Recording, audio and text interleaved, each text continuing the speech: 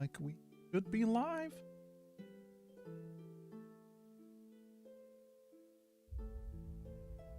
All right.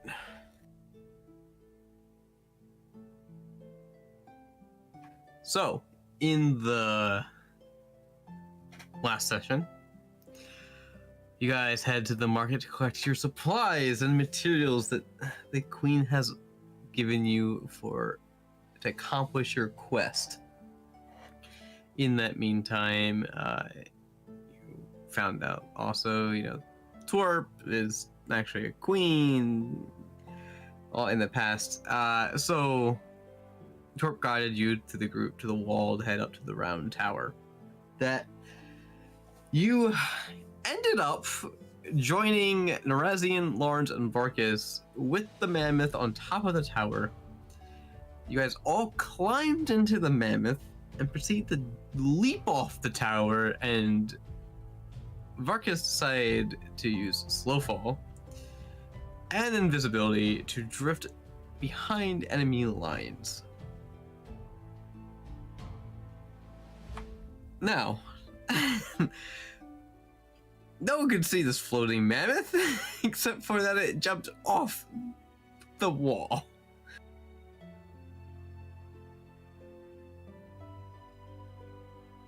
And that is where we start, is you guys jumping off the wall, invisible and slow falling into a mass army in the direction of the summoning circle.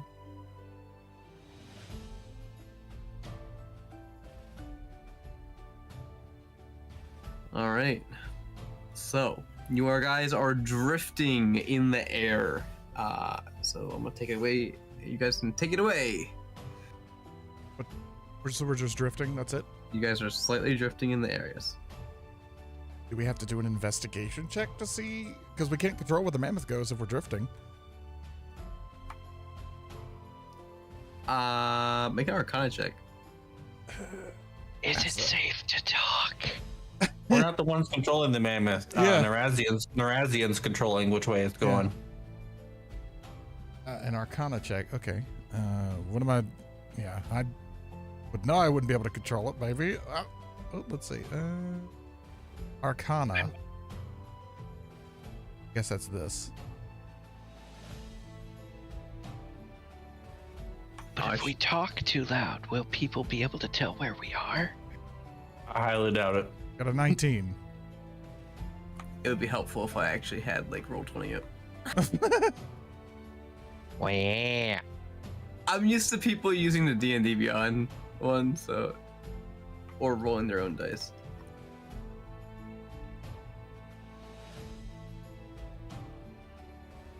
I will be using actual dice. I'll be using actual dice when it comes around to any death saves. So, understanding the magic of slow fall is that you can use like a wind or something to push you in a right direction. Wouldn't you have to be the one controlling it though? No, that you're the one, the person controlling it is just allowing the spell to happen. But you can use an outside force to, it's kind of like a parachute where you kind of just like, if you blow wind one direction, you start turning it in. I thought Narazian was using, was it magic or his wings to steer the mammoth? No, he's not. What if he just lets off a giant dragon fart? That would push us. Really, Jane? That Really? might give away our position. You think it would make that much noise? He's a dragon. If it had enough force to propel a mammoth, yes. Silent but deadly?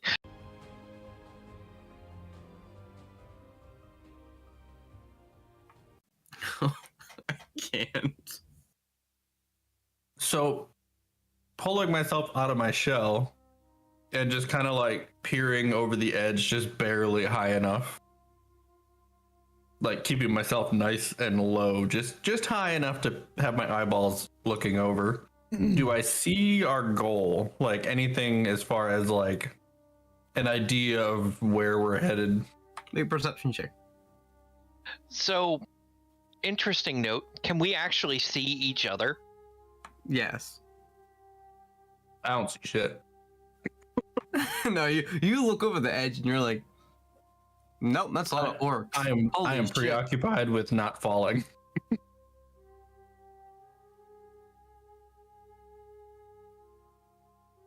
Who's driving this thing? I don't drive a mammoth. That's not... Oh, no thank you. I just look at the one casting Soulfall. Do any of you know where we're going? And Norazian speaks up. He's like, yeah. Going forward, to the right. And how do we do forward and to the right?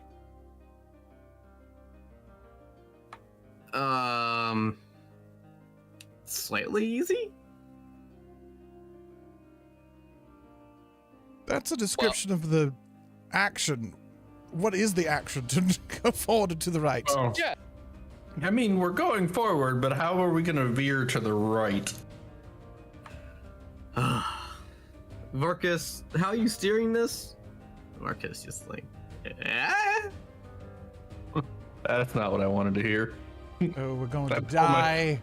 I pulled myself back in my shell.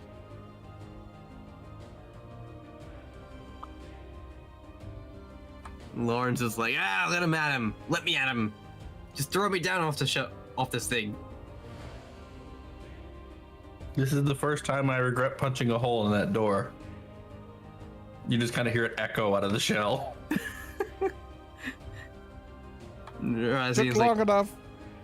Wow, you punched a hole in a door, huh?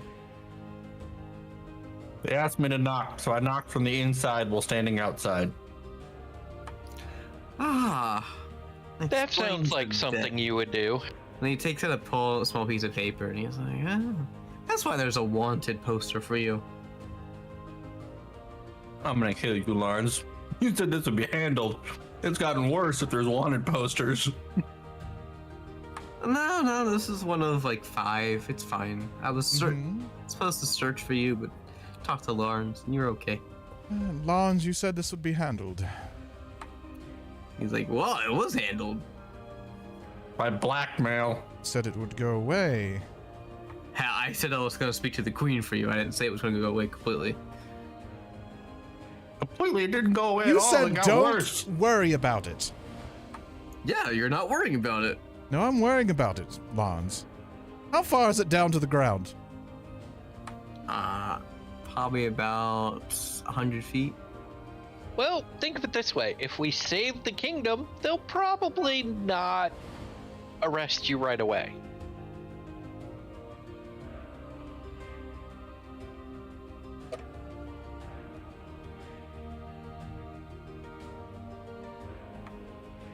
And a small gnome that you remember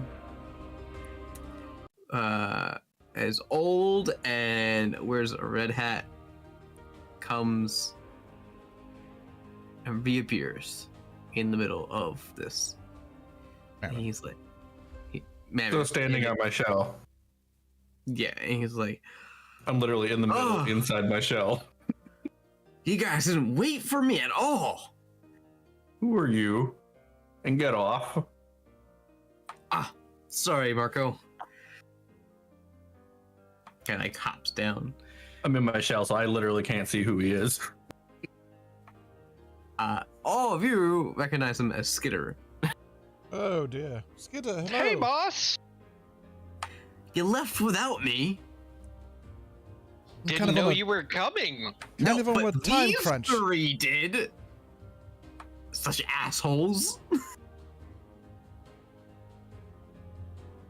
It's hard to own your own business with trying to get back to that Nond.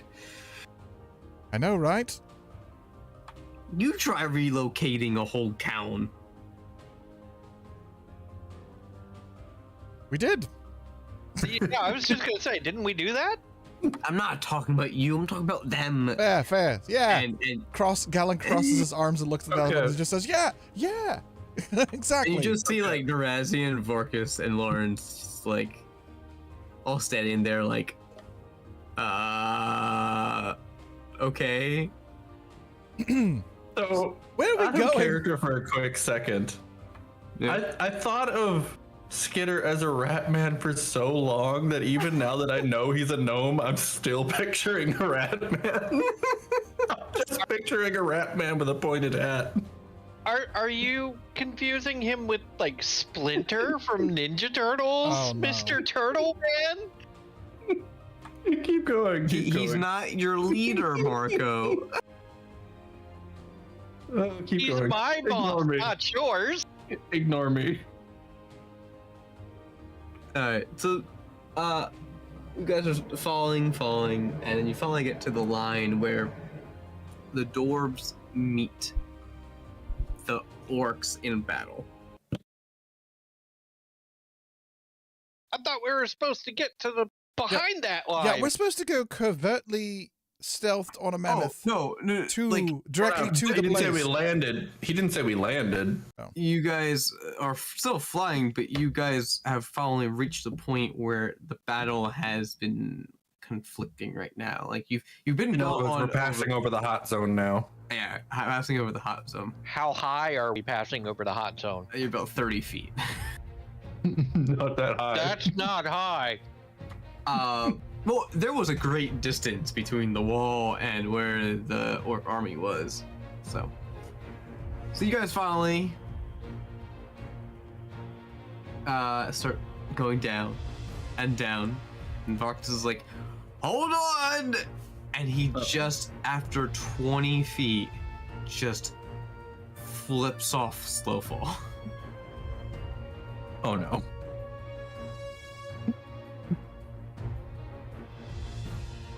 It's good to see you again, Skitter. I dig my claws into the post as we fall. I just dig my closet and I can get my hands on within reach of my shell. Now, if you want to see how big this freaking mammoth miniature base is, I'm gonna turn on my camera.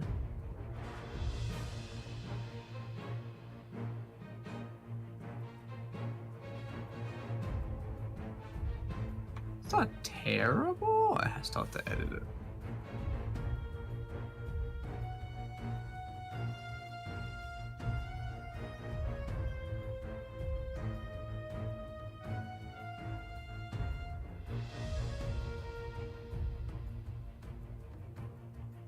Alright, you guys can sort of see the rest of the battlefield.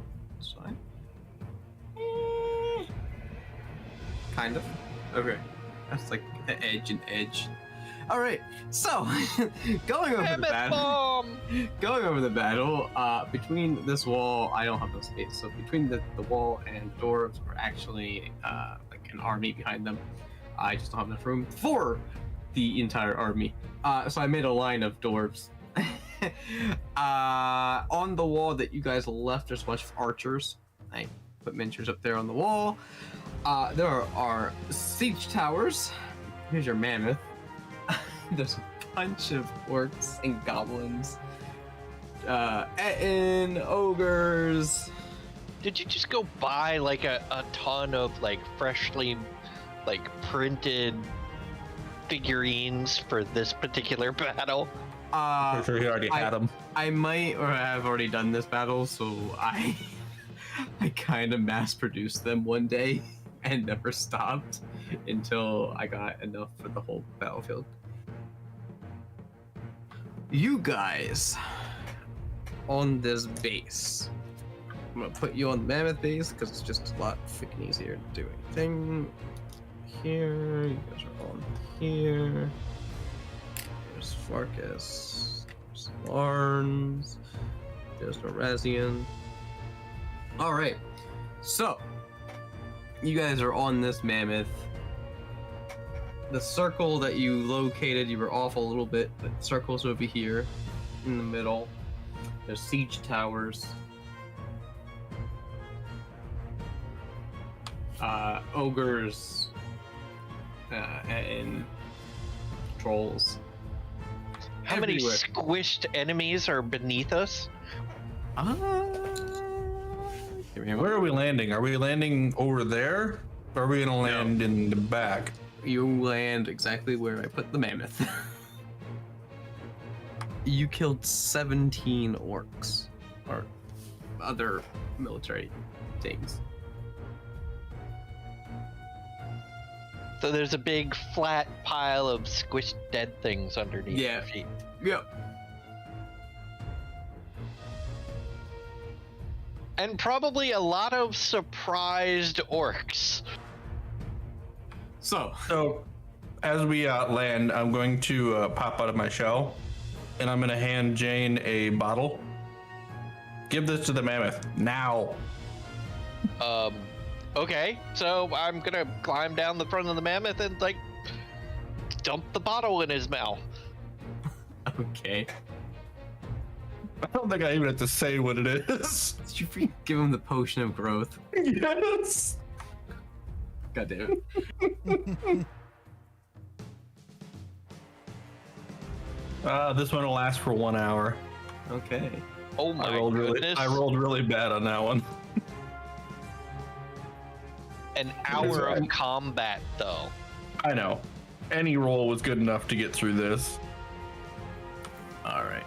So, I need the mammoth to make a acrobatics check. Acrobatics. That Acrobatics. is not an option. Let me see here. Acrobatics is a dexterity check. Okay. I'm going to do a dex check just because the specific ones aren't That's available. Okay. That's bad.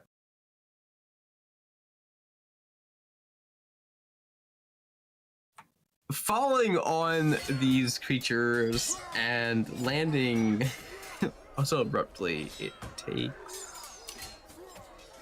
19 points of damage from the fall and pointy objects underneath its feet.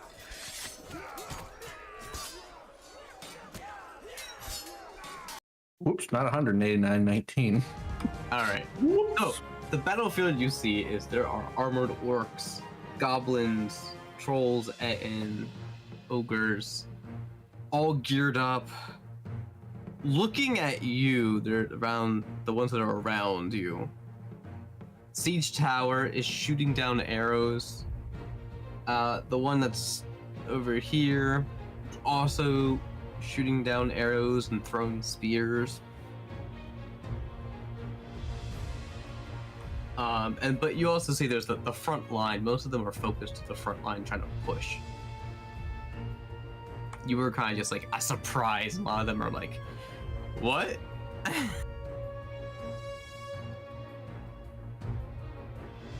So, what's your plan? So, Narazian, where are we going quickly? We're going west. We don't have a compass to show us which. There we go. So, looking around, do any of us spot the target, or is it out of sight? Currently where you guys are, slightly out of sight. Well, going blindly west doesn't seem like a good idea, so maybe go south first. Okay. Just spitballing ideas.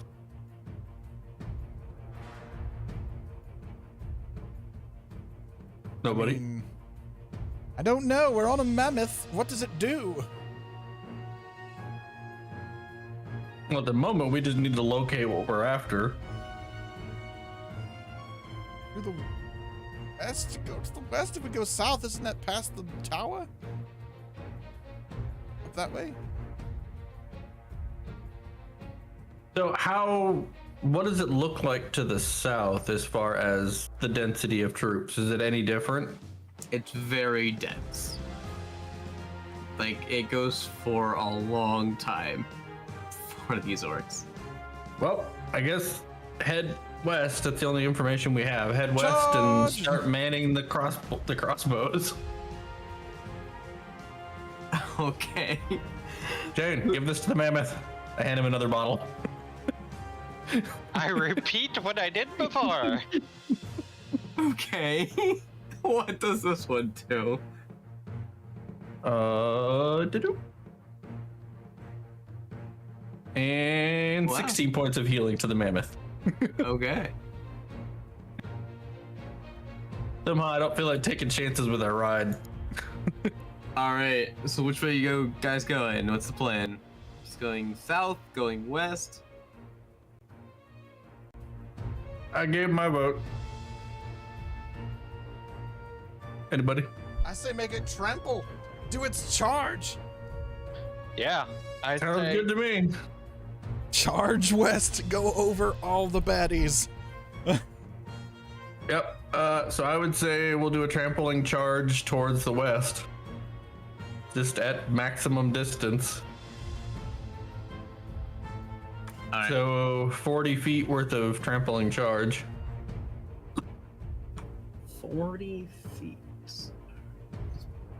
Forward.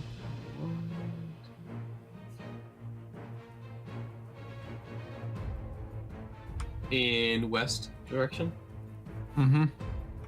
All right. And trampling charge is I don't have a stat block on me. It is. Just tell me to read it. The mammoth moves at least 40 feet straight toward a creature and then hits it with a gore attack on the same turn. That target must succeed a strength saving throw or be knocked prone. So the question is, do we hit one target or do we hit multiple based on the Multiple. situation? Multiple. 'Cause I know on an ordinary basis it would be a single target. All right.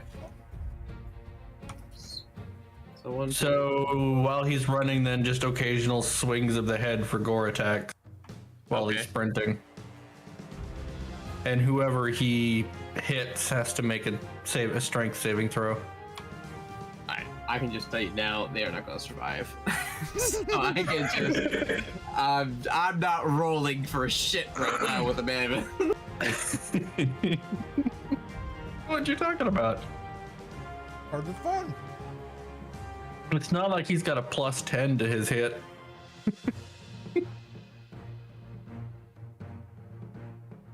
Making it almost impossible to miss. What's the AC of that thing? Oh, the mammoth? It is 15. Takes 10 points of damage from arrows shooting at it from the tower. Somebody want to get on the crossbows to shoot at that tower? Anybody? You have crossbows?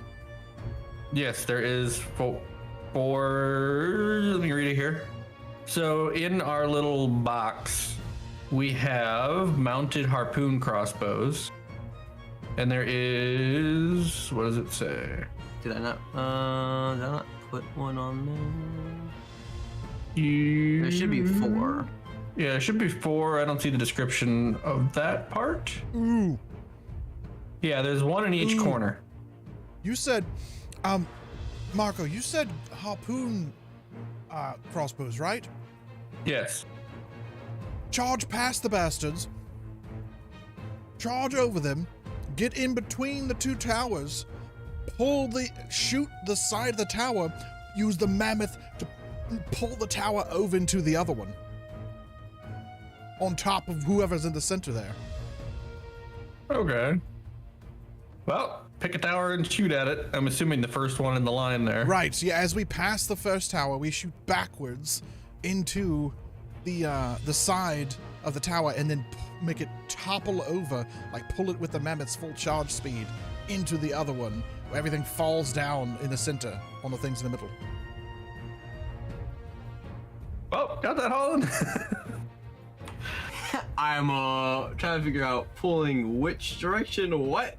So the tower to the south of the mammoth's current location, and we'll just pull it as we travel west. At a Not full that one. charge. Not that one. I say we go west. We get the one that's like, with all those people standing on it right there, and pull it.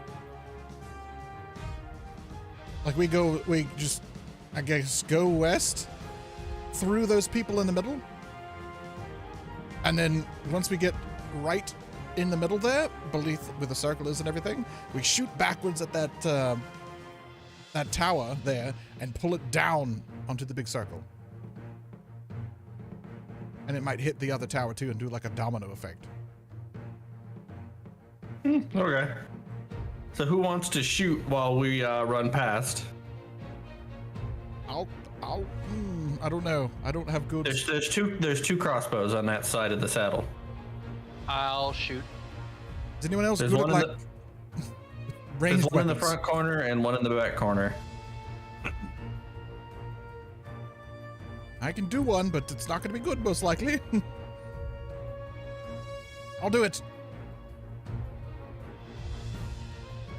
I forgot a mini. Hold on.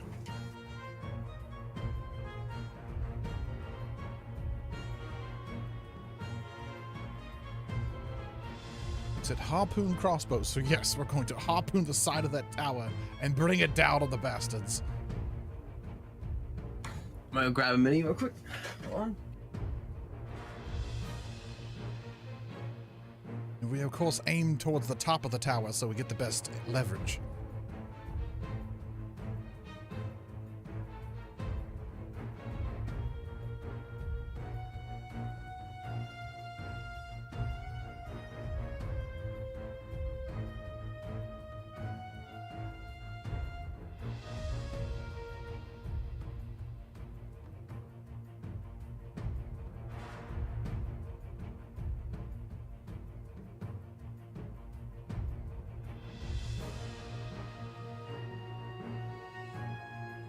All right.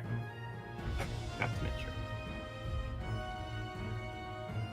All right. So you are shooting down at all of the orcs and goblins. No. The crossbows are shooting the tower. You said That they we're were. not- You said they were Yeah, okay. harpoons. Other Crossbows. tower. It's as we're moving west. We'll be shooting the second tower with the crossbows to get a hold of it. And we're shooting the western wall of that tower, and then pulling it to the west and making it topple down on the stuff in the center there. And probably into that other tower as well. Okay. Or that's the goal. Anyways. Indeed. All right. I need you to make attacks with the crossbows. Okay, what do we do with Alright. that? How do we do So, It's basically you roll a d20 and then add the hit. So the hit is a +5. it? So, just That'll a be d20 each plus two. 5? yep. For you and Jane. Alright. Roll d20 plus 5. 10. I I got 22. Gene. And which one did each of you grab as far as which crossbows? One of them? I don't know where these are is there like a... There's Front one left. in each corner of the saddle. Yeah. So these two would be the ones on the south side of the saddle. So one in the front, one in the back. Corners. Yeah, let's go to the corners of the block here. Right, sure. Okay, so Gillen missed. It just kind of like tinked off, but didn't completely go. James did hit. I need you to do the damage roll, which is 1d10. By the way, with the description here, it says hit 5 and then in parentheses 1d10. What does that 5 mean? So on stat blocks, it means there's an average. So DMs have a choice between a average or we can roll a dice. Oh, gotcha. Okay, it's alternate options for the Yeah. DM's sake. Okay. I rolled an Alright. 8. Unless we Yeah, misunderstood, there are ropes and things attached to these harpoons. Yep. Nope, that's Yep. exactly how it is. Yep. Let me see here. And whatever it hits binds it to not being able to go more than 60 feet away from the mammoth. Right. All right. So it hits, and you're hitting this one. No. So I'm assuming that also means each of these crossbows only has one shot. Yes, it does. One rope shot. They sound They like have ballistas. Yeah. Okay, so after that they have normal crossbow bolts. Yep. Yes, we're not hitting the far left one, we're hitting the next one over. This one. Yes, This one. and we're not hitting that Alright. wall, we're hitting the wall to the west of it. As we pass. No, that's the east. Okay. Yep, that one right That's there. the We're west. pulling towards the west to bring them down upon everything below there. I need you to make a strength check for the mammoth. No, Plus we kind of have to get that far first too, Right. as we trample through all this stuff. Strength check. So let me do this. 19. Because the potion of growth gives it advantage, so.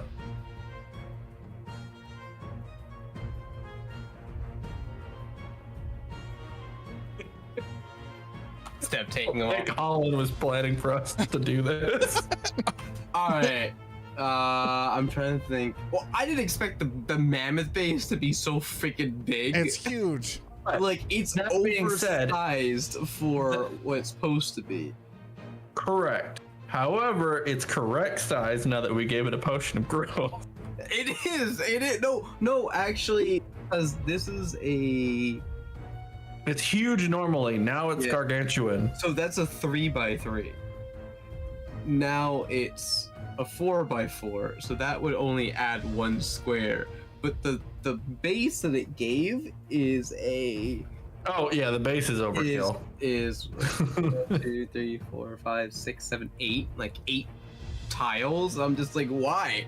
Why is this such a That's big huge. thing? They do it on the dragons too. I absolutely hate it.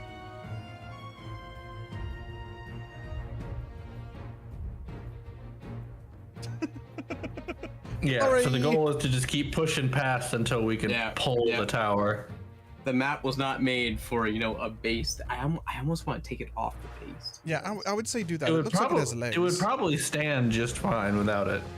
We would have to be. No. Well, It's glued to the Oh. Okay. base. If it's not I would- removable, then yeah. Yeah, I would actually have to like take it off by force.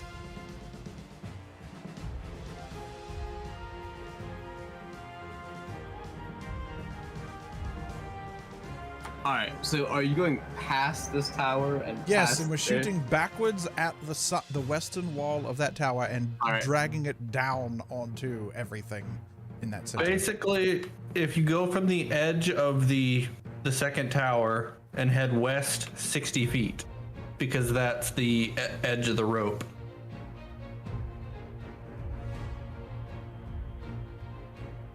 Because that would be the point where it would either tip or we would just get pulled to a stop.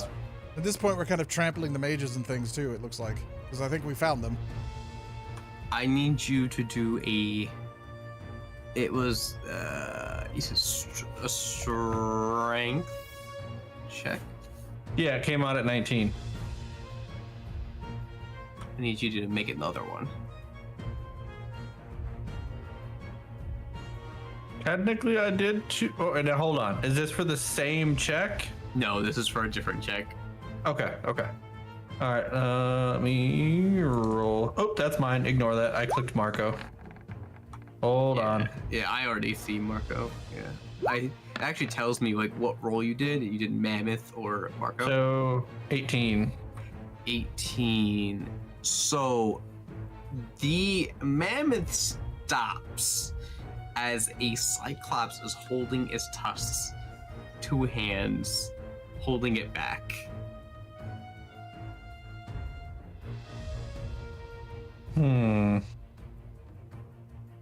Grab the other crossbow. Shoot the Cyclops in the face.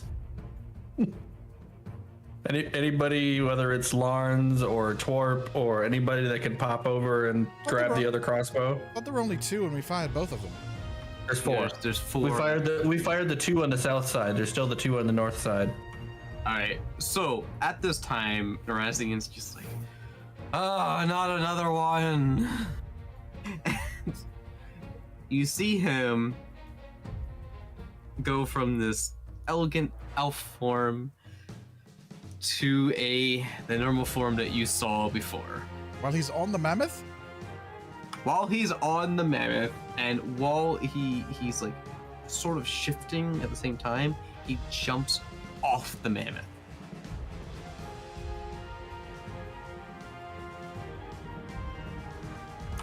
And turns into, whoa, things are falling.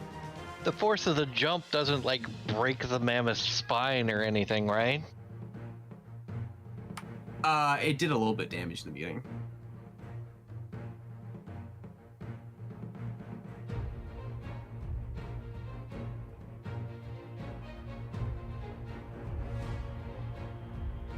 And Narazian flies over to the Cyclops and starts whacking away, clawing, and you can see he is fierce. Like you see all this like nice, elegant. He's so elf. tiny. Yeah, I don't. The miniature is so small compared to everything else. They're making new ones this way. So he's clawing at the Cyclops and breathing on him, and you've never like seen this side of him. Like he's like a savage, like somebody. And Lawrence is like, yeah, there's the guy I know. And you see Lawrence hop out of the mammoth, land 2 feet on the ground, and start charging towards the Cyclops. Okay, so does anybody feel this seems to be like a bit of a replay of the beginning of the final battle in Lord of the Rings? Wow. Wow. Yeah, it does feel like that a little bit. So you guys are stopped. What's the plan? If we're right here, we can obviously see the giant circle right there with the mages. Yes, yeah, you can. Can we leap into the circle? No, don't do that yet. Sure. Well- We'll leave it to the circle. Go ahead. Well, I'm going to leap onto the back of one of the mages of the circle.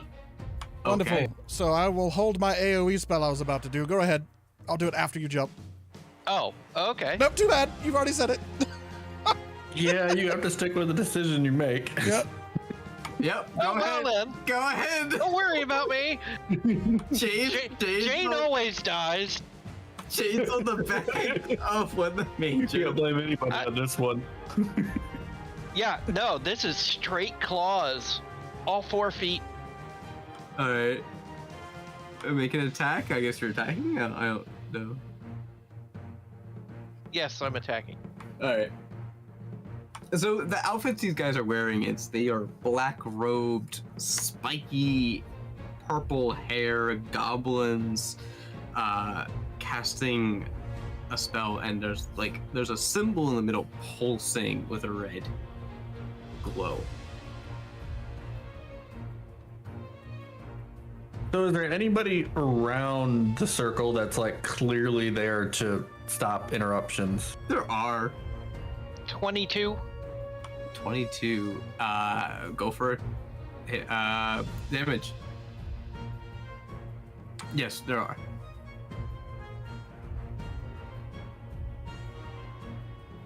Four points of damage. Okay, he's slightly injured, but he's still going. He's still concentrating on the spell. Excellent. All right, so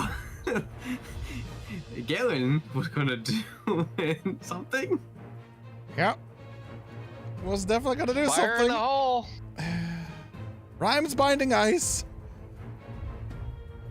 In a cone. It's gonna get like right kind of in front, kind of where they are right now, I guess. Like kind of towards the front side of the mammoth there. Okay. And I'm gonna aim. Where are you positioning yourself? That's what I'm saying. I'm working on that right now. It's kind of it's gonna be on the south side, kind of where we are, kind of towards the front a little bit. I'm going to try to, let's see, it's a 30-foot cone. Yeah, you'll probably need to be on the ground. Yeah. The mammoth is pretty high, so That's what I'm saying. Is you probably won't be able to use it from the mammoth's back. Well, I can do that, I suppose. I can jump, hop 30. down, or climb down. Let me look here. Get right there, and try to do a cone and hit as many as those people as I can in the circle. 30-foot cone. I'm gonna have to get a thing for it. Hold on.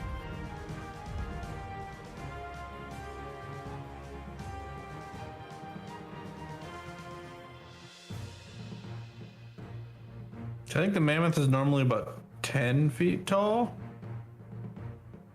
Double that. Yeah, you're looking at about a 20-foot distance from the mammoth to the ground. Should just clamber down the side. It has a ton of hair and stuff. Yeah, well, I was referencing more at the cone. You'd only have like 10 feet of distance left by the time you got to the ground.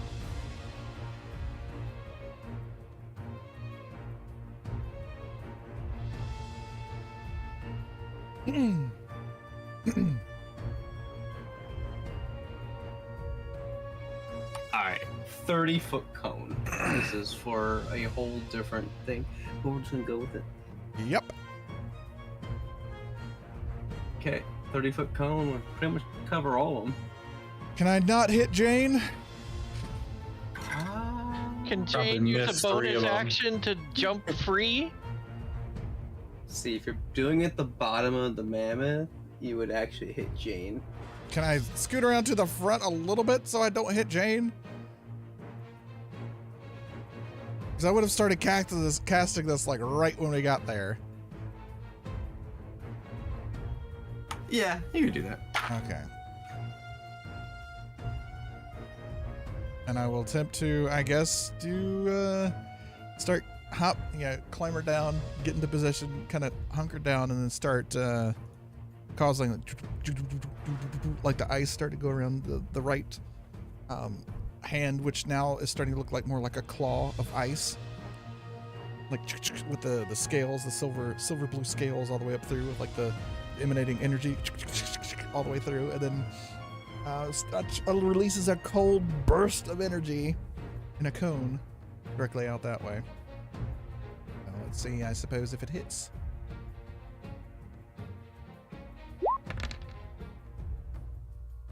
It's a 12. I think. Wait, it's a Constitution save, DC 14. With 12 Yeah, damage. they have to roll. Yeah. Now you just need to add ice wings to that ice claw that you get. All right. So how many? What's the DC have to be? DC is 14 con save.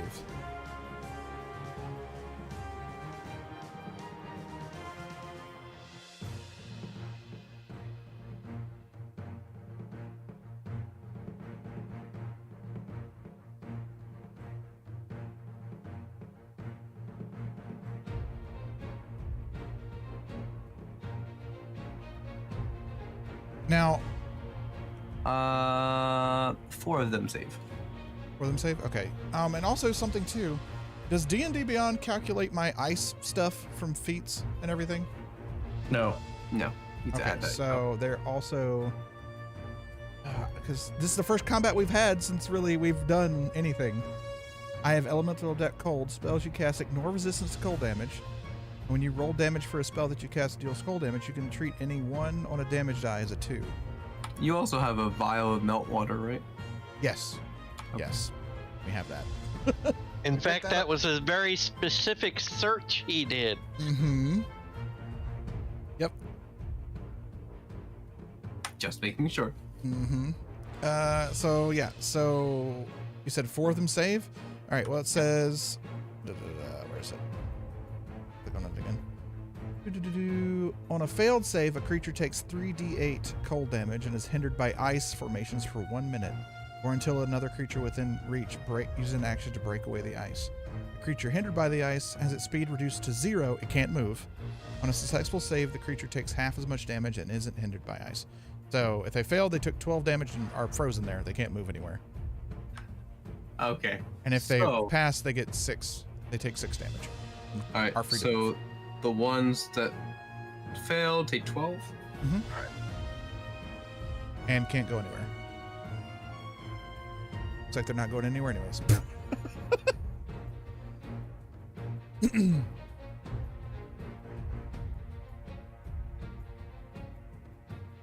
All right, Jane. I need you to make A dex roll.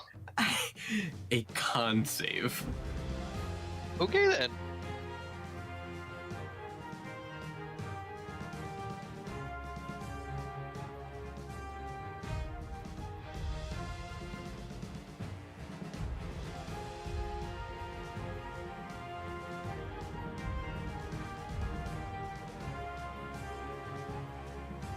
$17.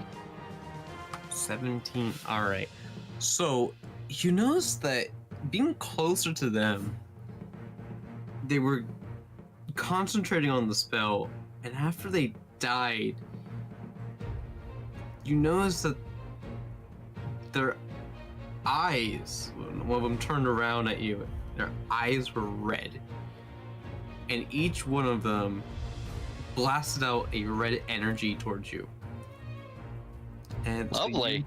So you take 7 points of damage.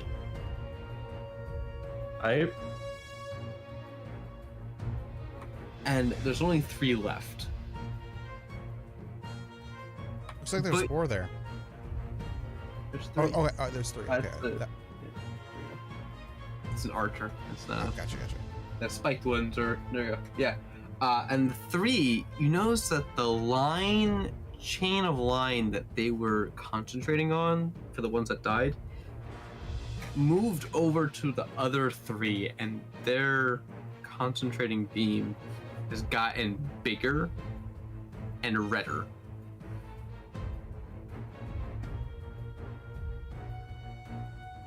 Well, this isn't good. So, you want to continue? I'm amazed she hasn't done an initiative roll yet. That's what I've been waiting Initiative? for. I am not doing initiative for this entire fucking bar. We are doing this a step-by-step situation. So what's Grimbolt doing in all of this? Yeah, what is Grimbolt doing this? Apparently nothing, because he hasn't really needed to do anything. Fair. That tends to be Grimbolt's style, as he only steps in when he's needed. What's your AC, Grimbolt? Why are you specifically targeting me now? I don't know, this whole time there's been arrows shooting at you guys, so, Oh. And what's your AC, Grimbolt? it's 13. 13. Alright. Let me do some math. 3 arrows hit you, and you take 10 points of piercing damage. Is he the only What, one? Because I think me and him are both in the saddle yet. Oh, you guys are. So, Marco. I don't know who's all still in the saddle, but I know the 2 of us still are.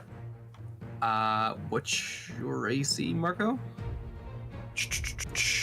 19. 19. Let me see if I can get this one.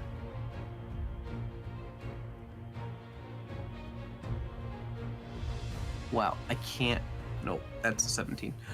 No, they all just like hit either the side of the harness or just go slightly above. They don't hit you. And what's the status of the Cyclops in our way? Oh, Narazian and Lawrence are just fighting it. Like, you see there's this brutal battle of, like, the Cyclops, like, knocks Lawrence, like, 10 feet away, and he gets back up and then All right, runs at so- him again. I'm gonna step to the south or the northwest corner of the mammoth, and pull the harpoon crossbow out of it and toss a normal bolt into it. Okay. And whenever time-wise it makes sense, I'll fire that right into the Cyclops' face. Okay. Who else was in? Galen needs to make some saves. Not some saves, some checks here. So what's your AC, Galen? 15. 15. 2 hits. Since you're on the ground, people are meleeing you. So you Is take. people next to me getting melee? Yeah, you're in the middle of a giant war, and you I guys just didn't see landed in the anybody next to me. middle. That's why I went there. Yeah, the base is just making it look like that. Yeah. But We're in the there's- middle of there's, the like, fray. There's orcs and goblins like all around your mammoth. They're just there's lots of fighting. That's why I made the leap straight to them. You take 9 points of damage. You're getting hacked on the ground. Alright. Twerp is still on the mammoth, so she needs to take some arrows. Oh. Okay. Her arrows all hit. So she takes 12 points of damage.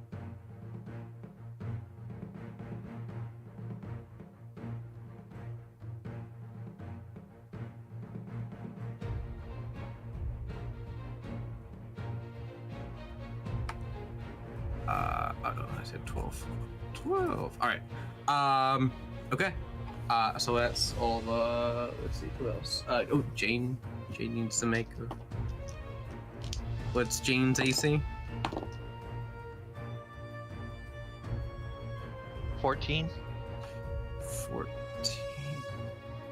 One of them hit. 2 points of slashing damage. All right. With all you guys, what you guys are doing, what's your next plan? I'm firing the crossbow. All right. So, there it is. Wow, 8 at the Cyclops. You missed right past it, just missed. All right, so I'll begin reloading. Is the mammoth grappled? Yes, still is. All right, so then the mammoth is going to contest that. An attempt to break free from the Cyclops, who is being attacked in the back, by the way. Yes, he is very much being attacked by back. Dang it! I did it for Marco again. Hold on. Let me open the mammoth back up. Strength saving throw. There it is. Or strength check for mammoth. Nat 20. Yeah, Nice. natural 20, 27. You're good. You break away from the mammoth breaks away from 3 from the Cyclops. And the Cyclops just kind of steps back a little bit. Still getting beat by a dragon and Lawrence on the ground. Now you see when you did that, Varkas hops on the ground.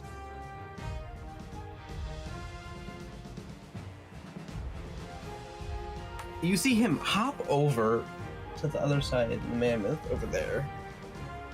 And you see he started casting some kind of fire spell.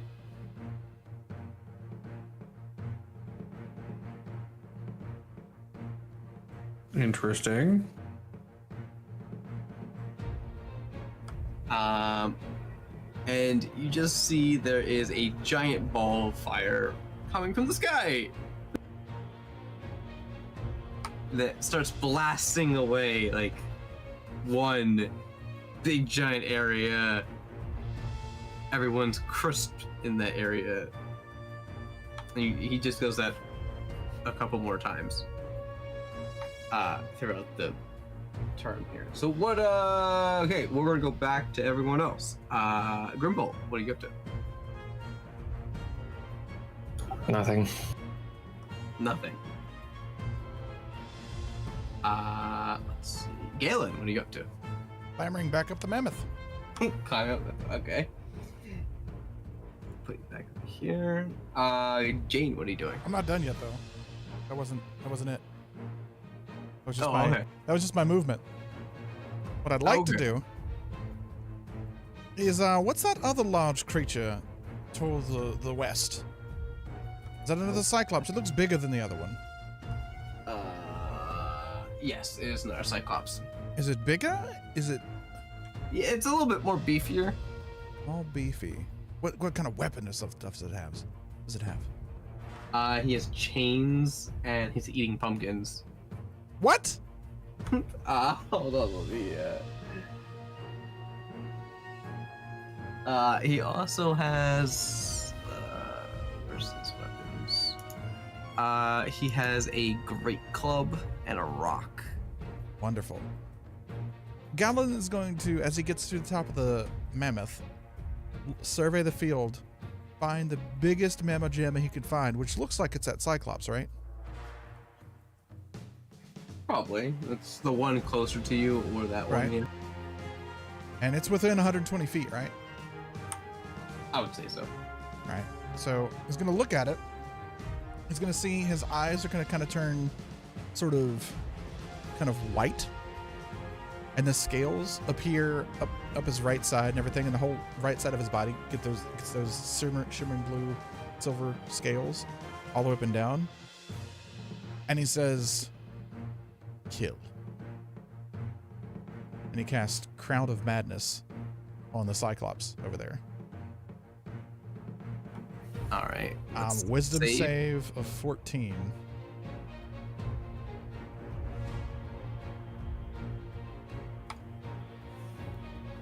It failed it. All right. Did you just mind control the freaking Cyclops? One Well- humanoid of your choice that you can see within range must succeed on a wisdom saving throw or become charmed by you for the duration. While the target is charmed in this way, a twisted crown of jagged iron appears on its head, and a madness glows in its eyes. The charmed target must use its action before moving on each of its turn to make a melee attack against a creature other than itself that you mentally choose. The target can act normally on its turn if you choose no creature or none within its reach. On subsequent turns, you must use your action to maintain control of the target, or the spell ends. Also, the target can make a wisdom saving throw at the end of each turn. On a success, the spell ends. So I'm sitting there safely, hiding on top of the mammoth up there, right? And this thing now has a glowing iron crown on its head, and then I'm just going to be like, kill that one, kill that one, because he, like you said, there's literally enemies everywhere, right? Yeah, there's enemies everywhere. Yeah. So basically, he's making his little way downtown, moving fast, it's homebound, straight to the other summoners that are over there, like towards the middle. And So you mind control this one? no, Or this that one. This one. This Mhm. one. Okay. I'm gonna, he's gonna so make his. you're marking the 3 summoners as the target. No, well, as he's moving his way that way, he's killing things as he goes. Like if he can get through, because he has to. He says before. He's making him clear a path. Yeah. Let's see. The charmed target must use its action before moving on each of its turn to make a melee attack against a creature other than itself that you mentally choose. Yep, so he's just smacking. I guess that.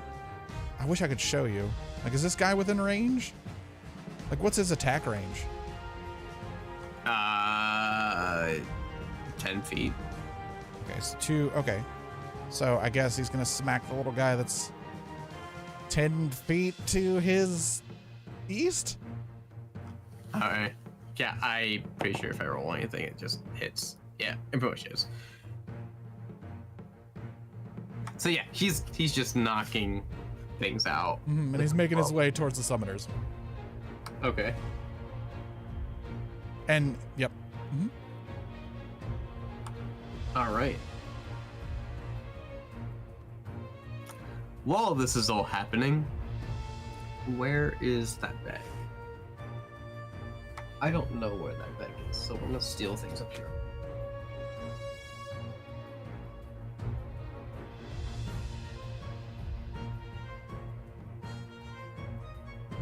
Flying dwarves, duck and cover! Hmm.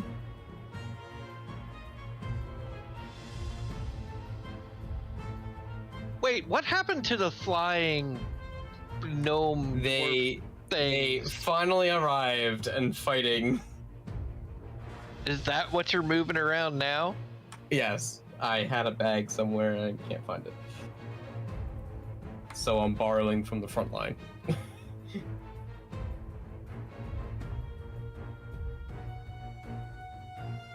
So, do we hear this ominous Flight of the Valkyries start playing as they descend into battle? Sure. You just see flying dwarves come down. And land, and they have hammers and shields and all decked out in the queen's armor of the red, nicely finished armor, and they come down, throw off their flying glider, and they start whacking things away, like orcs, goblins, trying to keep them away from the mammoth and you guys.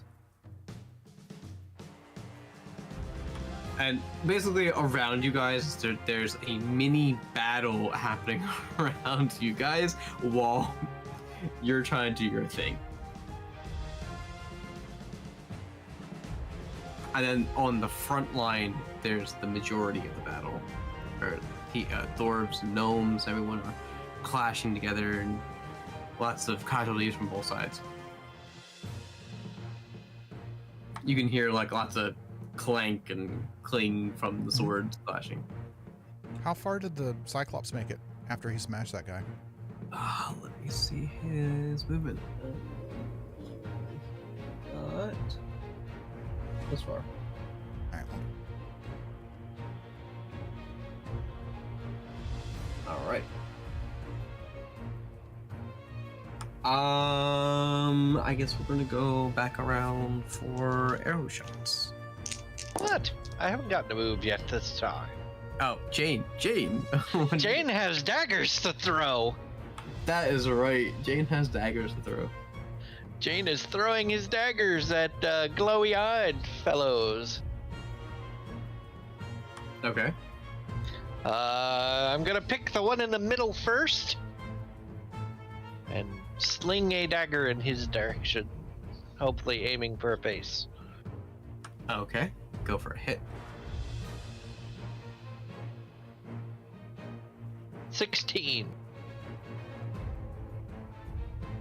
16 should hit. Yeah, 16 hits.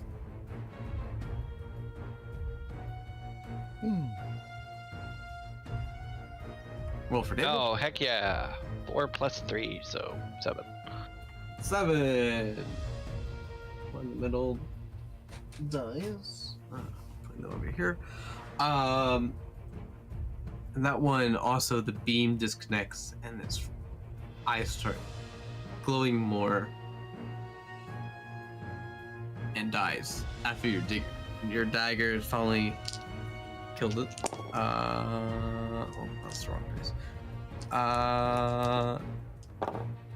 The blast is 2 points of damage. Every time I kill one, I'm gonna get hit? Yeah. I thought that was obvious after the first time. yeah.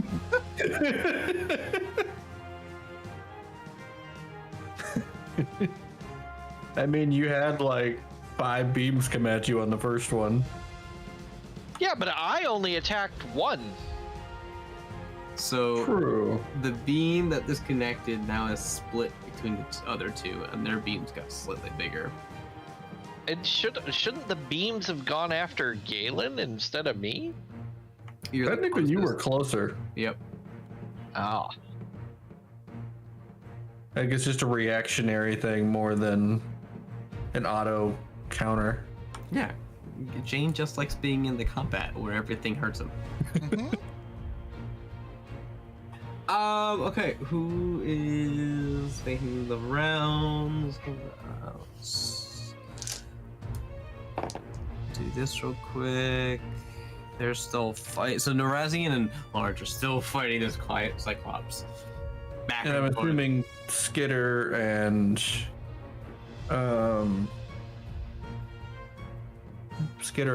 Vorkus are just helping, and Torp are just helping keep the enemies at bay. So Torp is mostly healing in the back for Okay. everyone, and Skitter is like full-thrown like evil gnome you've never met before, like slashing things away, ducking, slashing things away, like, ducking again.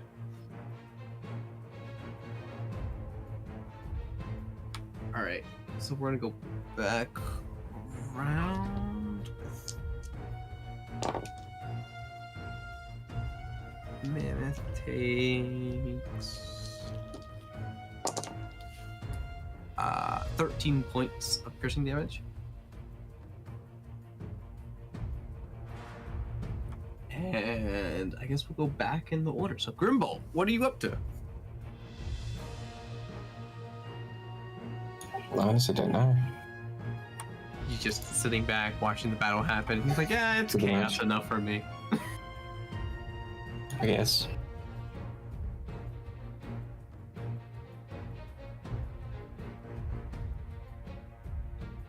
All right. Marco, what are you up to? Loading and firing another bolt at the Cyclops. All right, go for it.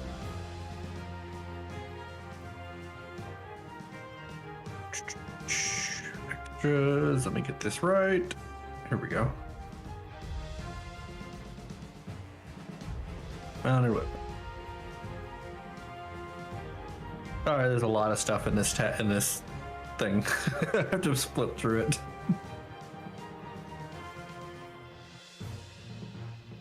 All right, come on, give me something decent. 19. That hits. Woohoo! Finally. So crossbow to the face for 3 on the Cyclops. 3, all right. You hit it in the face. While fighting everyone, he just kind of like looks at it, pulls it out, throws it, still fighting Larns and Norazian. So the mammoth, now that it is free, I'm assuming it's only like 5 feet away from the mammoth, being it just broke a grapple. Okay, so trample is not an option.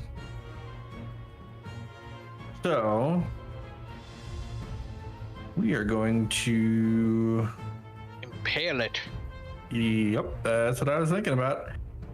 The mammoth is going to tip its head down and then just attempt to gore it and stab it with one of its tusks. Okay, go for it. 24. Holy shit, hold on, get this yeah, that hits. Right through the stomach is the goal. Go for it. 22. 22. Definitely does a lot of damage to this. It's already been done. But it's still up. Still fighting Norazian and Lawrence. That's it for me. Okay, who was next after that? It was Galen? Hunkers down. Continues to maintain concentration. Okay. That's his action. That's an action. Yeah, that's Alright. true. That's like a double concentration. Requires concentration and an action to maintain. That's a heavy spell. I mean, it's basically mind control. Mm-hmm. By this time, these towers would have went up already. Oh, Does my Cyclops friend get to move? Probably your turn. It is my turn, right? I think that's what he's working on, is getting the battle adjusted. I get to play with these like once a year, okay, guys? I took forever to 3D print these things. I get to play with them once a year. He's gonna play with his dolls.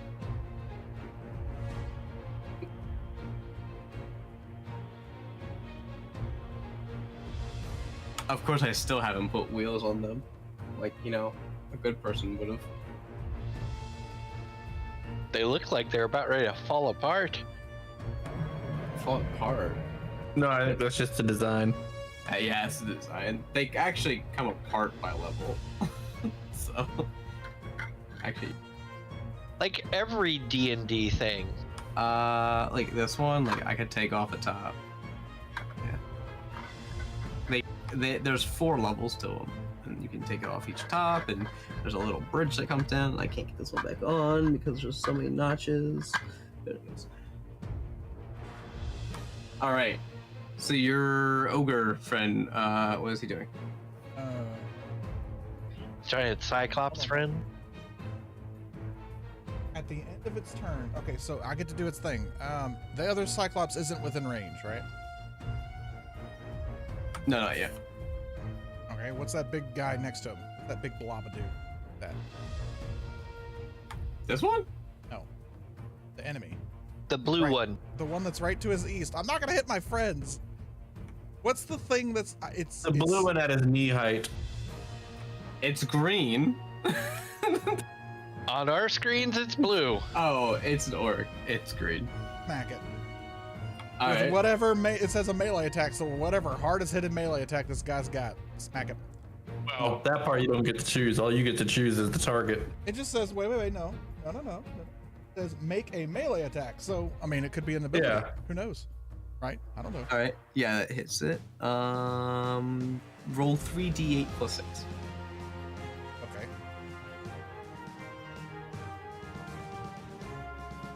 Three, 8 plus 6.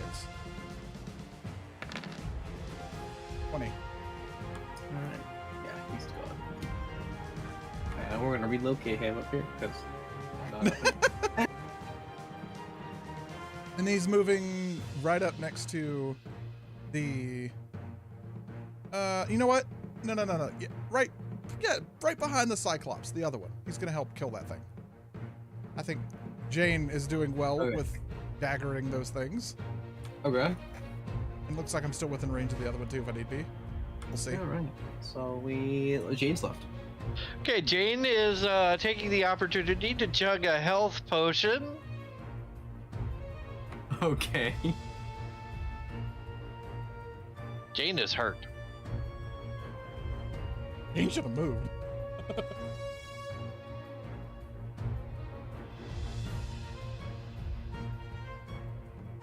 All right.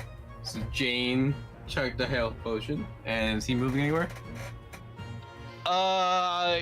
Yes, I am gonna hunker down behind one of the legs of the mammoth to take cover from arrows for a bit while I look up this health potion.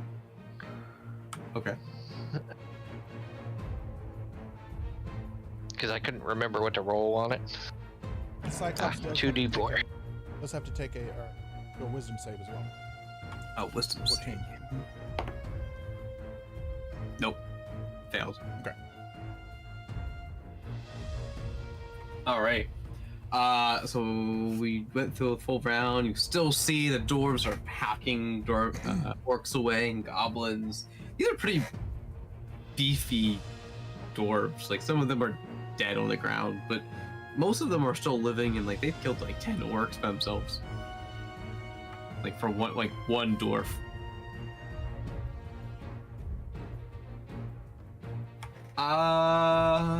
Let's see. Nerezian and Lawrence, they're still in battle. Let's figure out what's gonna happen to them. Let's tie. Okay. So Lawrence and Nerezian, with all their might, finally take down the Cyclops.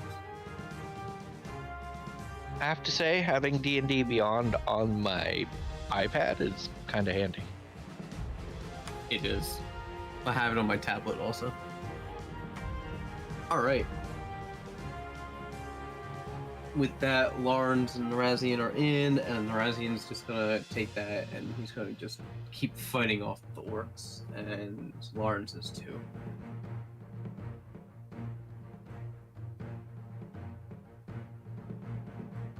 All right, we're gonna go back down the line here. So, Grimble.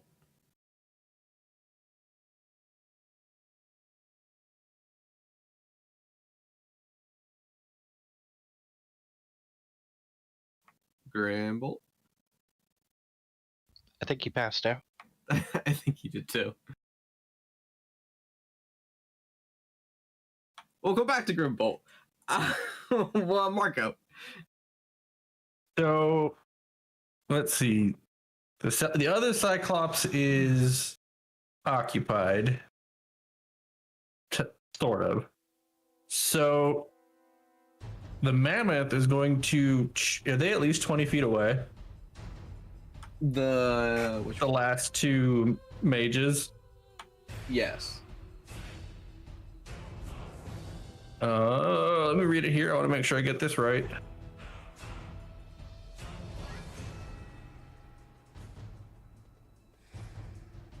Not go attack. We want.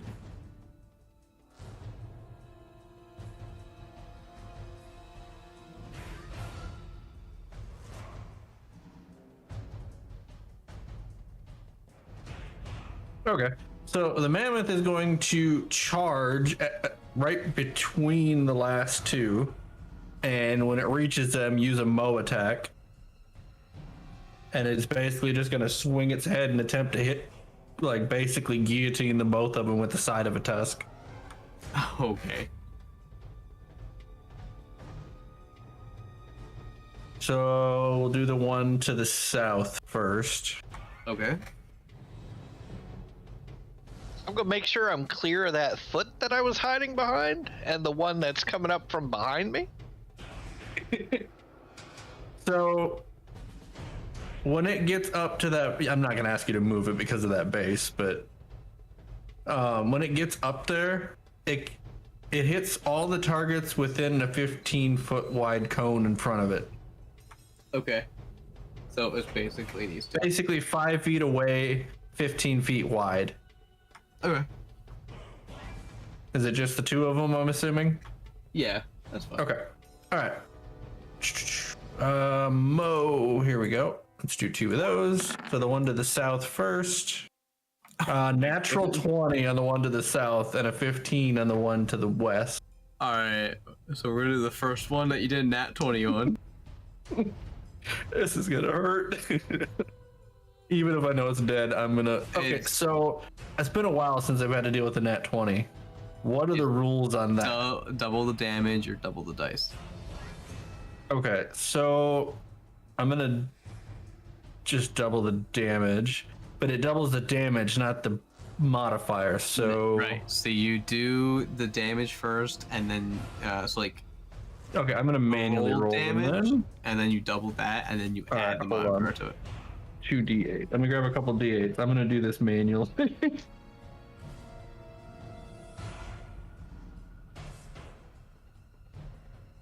I don't use my actual dice very often, so.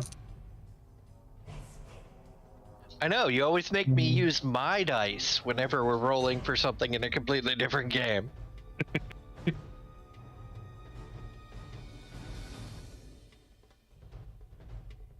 So for the first one, it's 31 points of slashing damage. Okay. Oh, wait, hold on. I forgot I used charge. That adds to it. Do I have a d6 in here?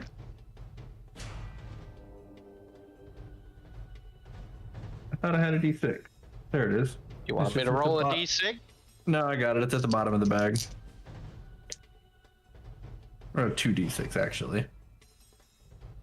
So 40 points of slashing damage on the first one. Okay. And if by any miracle it lives, it needs to make a strength saving throw. No, it's dead. I'm pretty sure it didn't get slashed, it just kind of disappeared. It's like mowed, and like you ever chop something up in like a blade, it just disappears and chops away. It's literally that. Like it just like ripped apart underneath this thing, just disappeared. But All right, so the other one was a 15 to hit. 15 hit. It's a hit.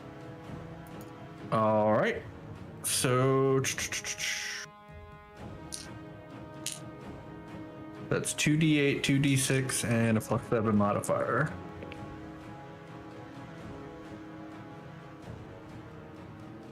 That's 21 to hit. That hits. Or not 21 to hit, 21 damage. And 21 damage. They both are gone. I need the mammoth to make a. Uh-oh. Mammoth actually doesn't. Oh, you need to make a con save. For mammoth. You didn't make me do con saves for the last time I took damage. 22. I forgot to have you do a con save. Hey. It was only 2 damage, to be fair. 22.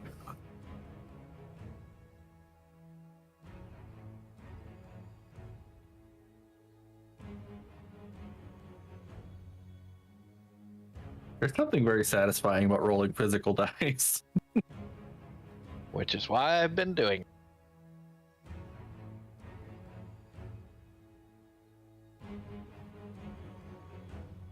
So with the final blast of the last one taking the beam and it dissipates, after the cutoff connection, there's a red beam that shoots to the mammoth, it's the closest target, and it takes 42 points of damage. Jesus! Good thing none of us took that hit. Right? That would have evaporated me. And with that being said, the circle that we were creating that was glowing crumbles in within itself. Then puffs up as powder and starts, there's like a dust of shimmering in the air. Let me make some perception checks.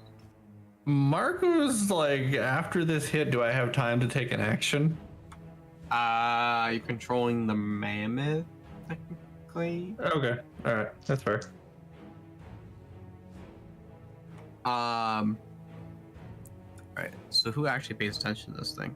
I'm paying attention. Oh, I'm looking at the NPCs. Marco's not. Marco is paying attention to the heavily wounded mammoth. Because as soon as I get an opportunity, I'm healing.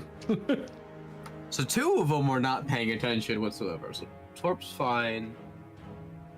Vorkus is fine. Erasian and Lawrence are not. Like, they're fighting. They're like too excited to be fighting orcs.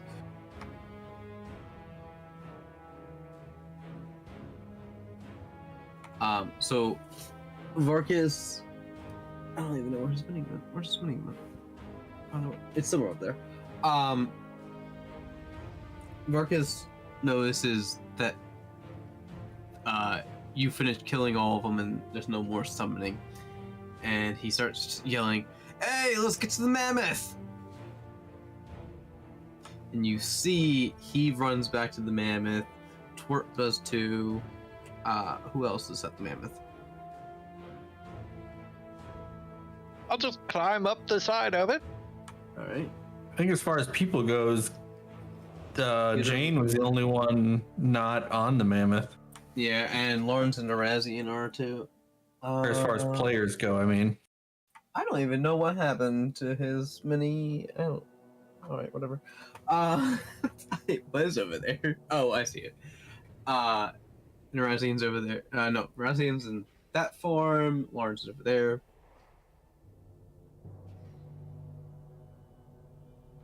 Okay.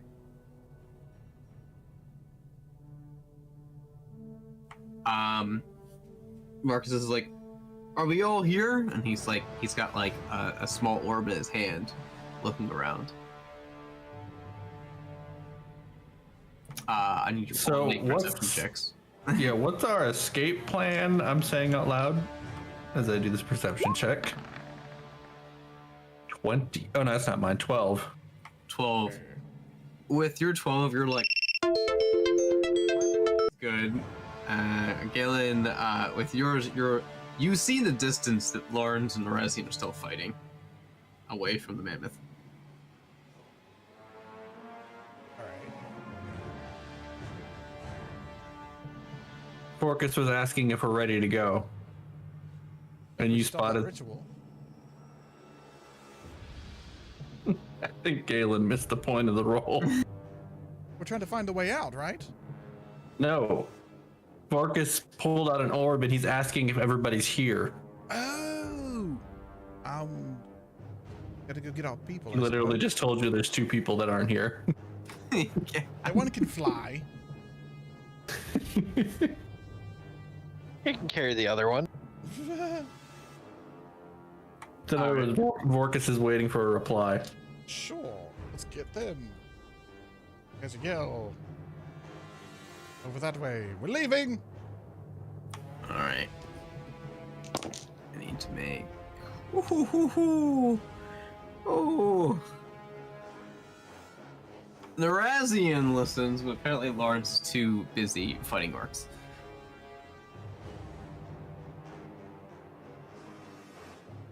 So, can I have the mammoth just like rear up and just let out a massive like bugling trumpet? It'd be like an animal handling check. Okay.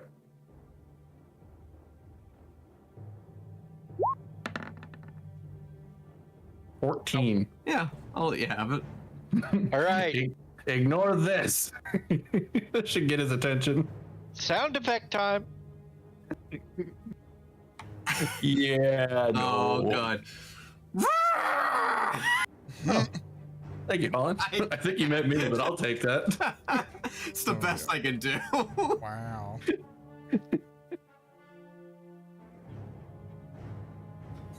Alright. I'm assuming we get his attention. You hear Lawrence. He's like, oh, they got my old war cry. But no, he's not paying attention. He just heard it, and he just, his morale even picked up even more, and he's like still chopping away orcs and goblins. All right, the mammoth is gonna run towards him. Just carrying everybody on its back. It's just gonna charge towards him and stand over him. And once I'm standing over the top, the mammoth will just take a sweep at everything he's fighting in front of him. As soon as you start moving the mammoth, Varks is like, oh, we're ready! And he smashes the orb on the ground. Oh. Shit. Oh no. I'm assuming this happens instantly. Or is there a build-up? Yes, you are instantly teleported, all 8 of you, plus the mammoth, back in Oh no. the But there's still soldiers on the battlefield with him, right? Yeah, there's still soldiers on the battlefield, and like Okay. the Apparently hole that you Narazzians are too. once saw with the mammoth is now enclosed with orcs and Well. soldiers are backed up now because there's now a room.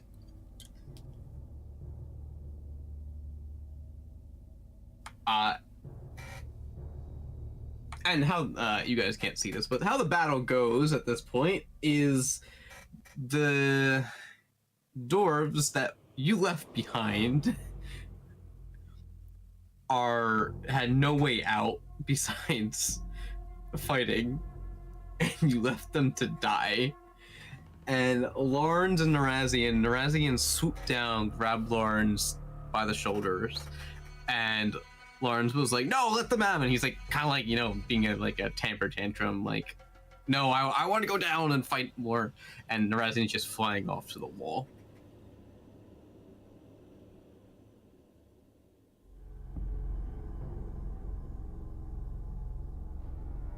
So, with that end of the battle, at the end of after you guys get back, the front line of the dwarves and the gnomes fight back, and the orcs retreat back south. And the battlefield for around the entire city is filled between dwarves, gnomes, orcs, trolls, cyclopses, debris, siege towers, rams, some ballistas. There's a lot of injured people walking around the streets. And that is where the battle ends. The battle lasted for a couple hours after you guys finished.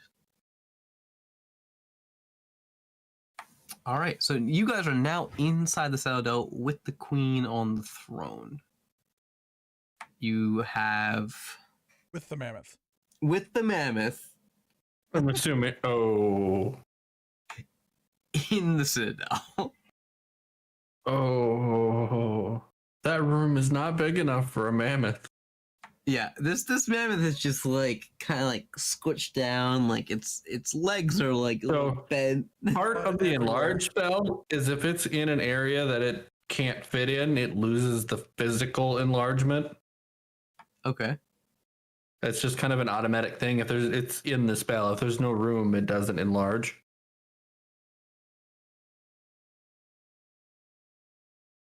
Okay.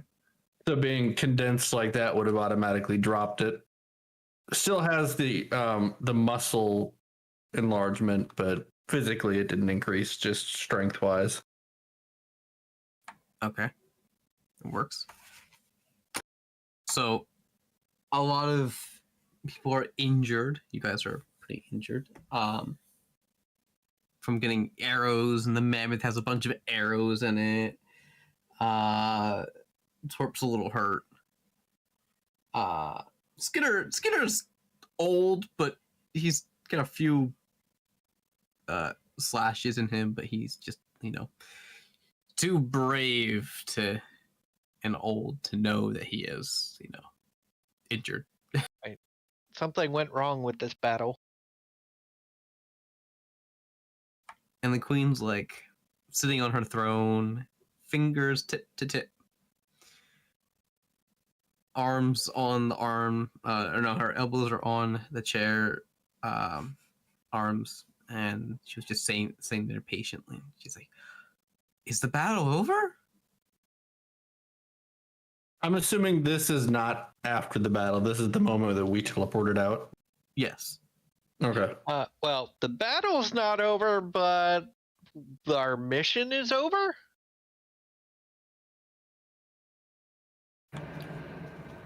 That's great news. And she whispers in one of the guard's ears, and the guard like runs out. So, Vorkus, can we get her out of here? Like between breaths of like being crushed by a mammoth?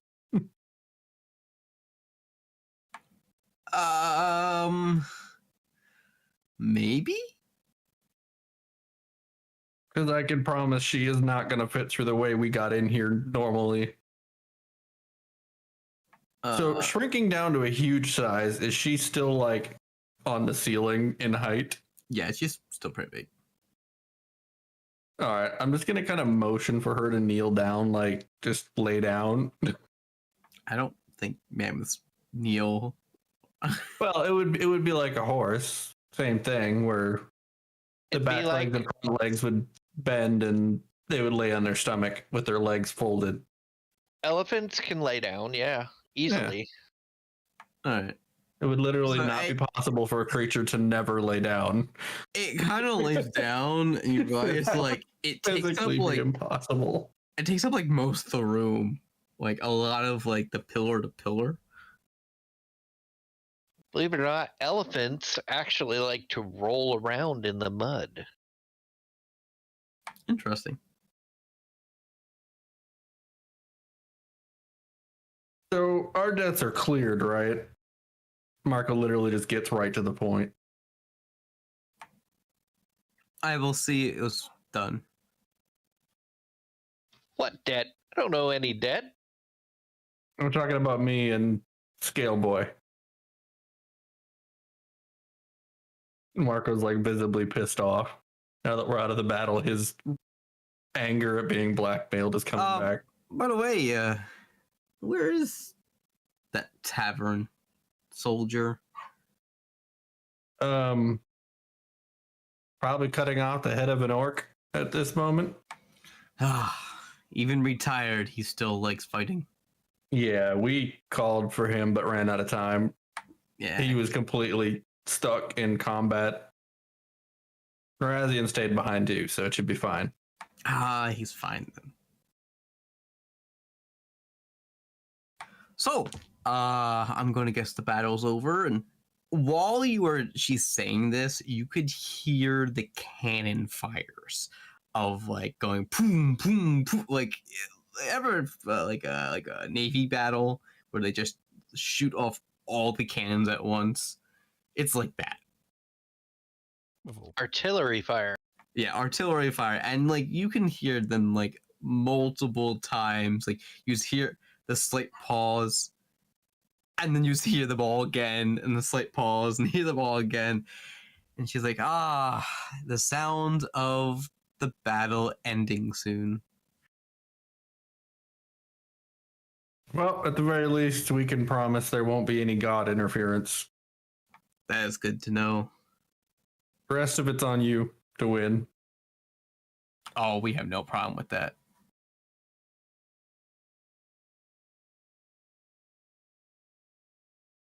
And how long are you staying in this chamber?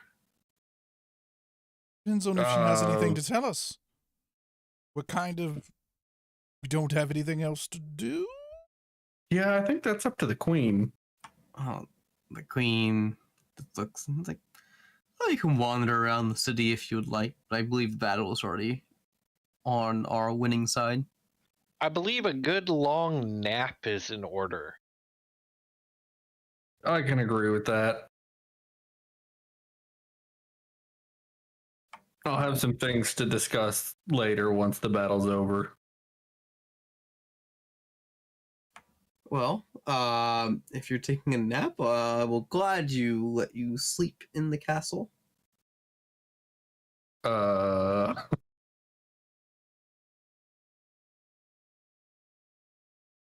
Marco just kind of looks dumbfounded at everybody else.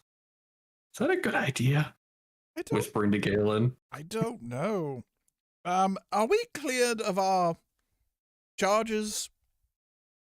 Yes. Yes, you are. All right. So you've received a royal pardon.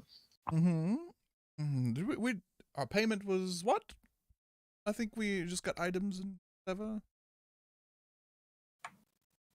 Your payment was to get rid of your debt. All right. What about the rest of them? You can keep the items. What about me? I mean, Yeah. I didn't have a debt. No, the reward was all the requests we made. Oh, I see. True. I mean, we did get some nice stuff. Unless you want me to have you pay for them. I'm glad you gave you the bill. Well, fine. You know, I feel. Yeah, no, this is good compensation. Later. So, I do want to make one request. As far as my mammoth goes, and I point towards the giant carriage on top, I'd like to keep the armor, so ignoring the carriage, how much armor is on the mammoth? On this mammoth? Yeah. Is it armored legs and tusks, or what are we looking at for armor besides the carriage? You see that the tusks are completely covered, wrapped in armor, with bands. The legs are kind of like plate legs, where they're just like on top and strapped, connecting to the harness on top. Kind of like where you'd gear up a horse. That increases AC at all? A little bit. Yeah, it did because the normal AC was 13 and this one's 15. Nice. Yeah. So, can I sell the carriage on top and just get gold for that instead of the carriage because that's gonna be very standout-ish while we're traveling? It's a mammoth. Yeah, It's gonna stand out anyway. Hold on. More so, I'm looking at the crossbows because what town is going to let that mammoth in armed with massive siege crossbows? Okay, what town is going to let the mammoth sit in the middle of it anyways? We came into a knot, didn't we? A knot's a giant city. Normal towns are not going to have the facilities to house your mammoth. But you get the point. It's going to... We don't need siege equipment. How much Do we? did you purchase the mammoth for? 1,000. I think it was like 1,200. And then I had to pay some extra stuff on top of that for like the bucket and all that stuff. Buckets. Yeah. Don't remind me. She kind of looks at the mammoth and she's like, I'll purchase the mammoth from you. If it's not a hassle. I mean, Cart, it is- Marco. What'd you say? Are we going to pull your cart if you sell the mammoth, Marco? Oh, I know. I don't really have any intention of selling the mammoth. More so just getting rid of the war part of it. Like, the armor is good. I'm okay with the armor, but I don't need the war carriage and the war siege crossbows and... Or at the very least, the siege crossbows. Smith, whoever the smith was who made the armor, have to talk to him about it.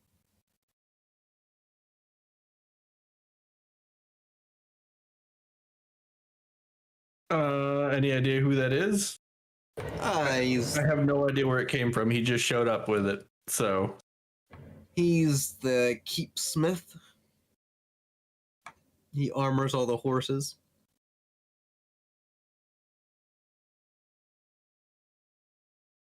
You'll find him in the courtyard probably, and there's a small smith shop on the road out to the keep gates.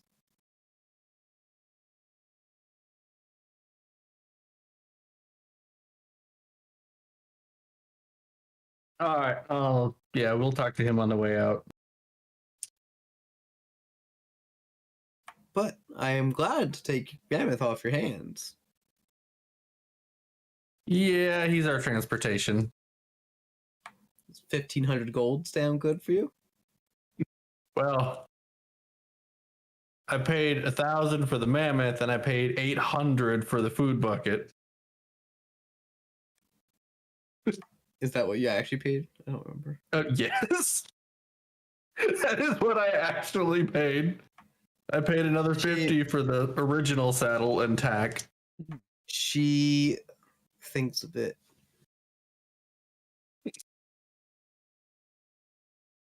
Fine, I'll give you 2,000 gold.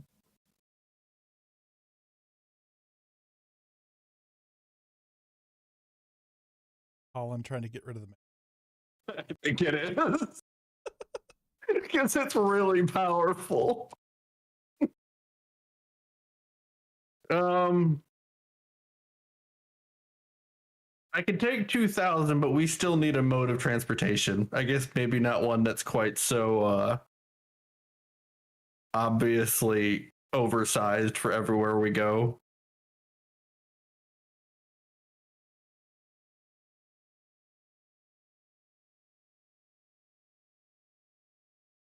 I'll look something up real quick. I mean, I still have something strong, but it doesn't need to be in the class of a mammoth.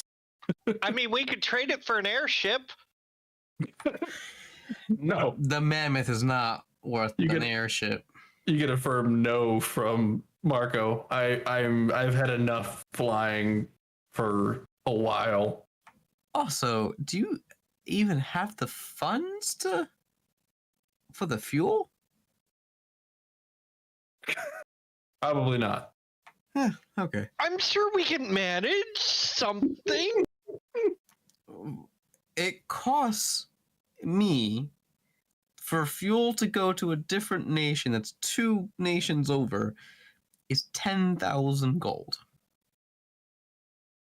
Don't pay Galen, that. And that's a one-way trip.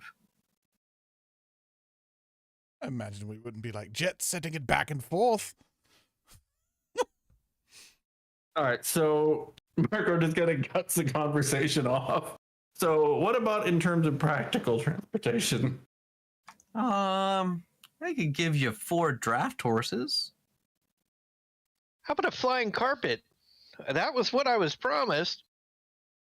Oh, flying carpet. That's Not for for you the mammoth. personally. For the Yeah, but- mammoth. But I don't need no, not for the mammoth. For me, I was promised that was one of my rewards. Was a flying carpet to be made. Didn't I say that was going to take a while? Yep.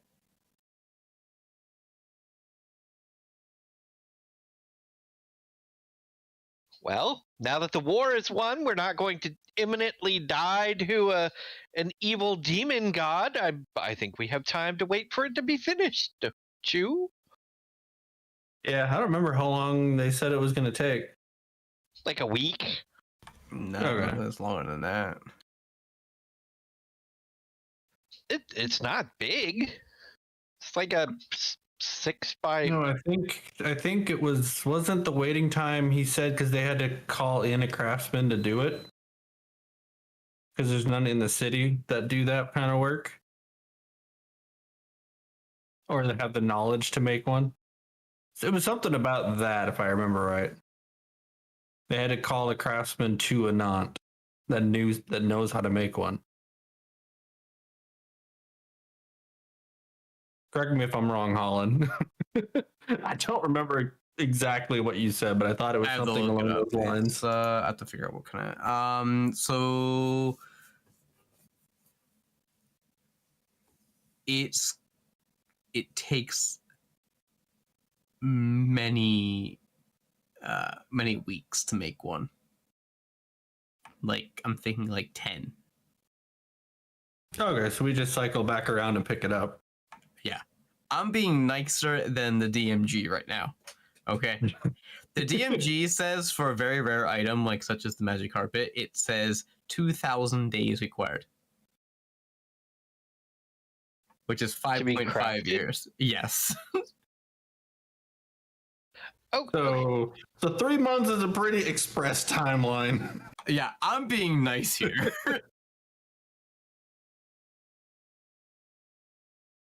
And then a legendary So- item takes 55 years. Holy crap. Okay, never mind. I'm just going to stop looking at this page now. So is there anywhere we can... So exchanging for the 4 draft horses, will that include getting the yoke of the cart refitted to be able to handle those? I suppose I can. All right, we can make that deal. So I'll 4 sell the horses. mammoth.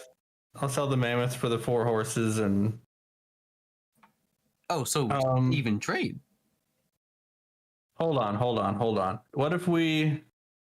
So the 4 horses is an even trade for the mammoth, right? Is that what you were saying, or are you saying on top of the gold? Well, you just said the 4 horses for the mammoth. I wasn't done talking. You cut me off. Oh. So I tell you what, we'll do an even trade, the mammoth for the horses, and you have them outfit the carriage we have to work with the horses. Done. Now these are good size. They're not normal horses. They're big draft horses, right? Yeah, they're made They're like real for. beefy. They're Like made. Clydesdales. Yeah, think of like the horses that what are they like the runner horses that in the old days they train them to bring precious cargo across and wouldn't stop for anything. I forget what the horses are called. You mean like the Budweiser commercials of old? No, I'm thinking like the old timey. If they put like treasure in a carriage, the horses wouldn't stop unless. Those were the horses they used. It's Oh, similar yeah. to what? They're draft horses. They're special Yeah. draft horses. Yeah, those. Those are the draft horses I'm talking about. They're long. They were, bred for long hauls. Yep.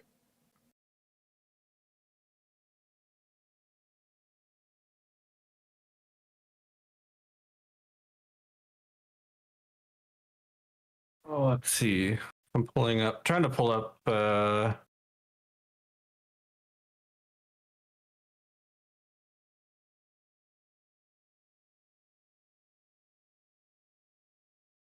some sort of paper documentation for these. Oh, are there actual draft horses in D&D? There are.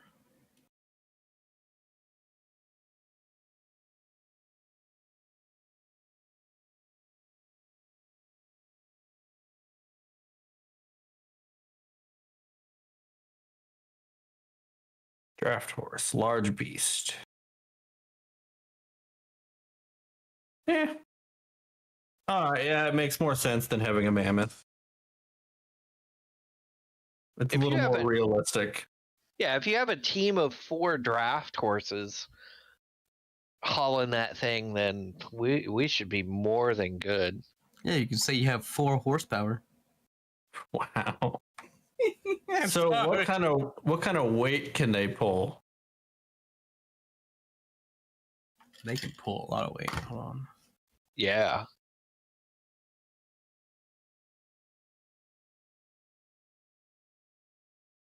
They should easily be able to accommodate the carriage fully loaded Yeah, with us so- in it. So each horse can carry 540 pounds. Okay, yeah, that equals up to about what the mammoth could do by itself. So, I guess that's about half of what the mammoth can pull, but still, I'd say those 4 plus the labor to rework the front of the carriage is fair, because that would be a pretty expensive bill in labor.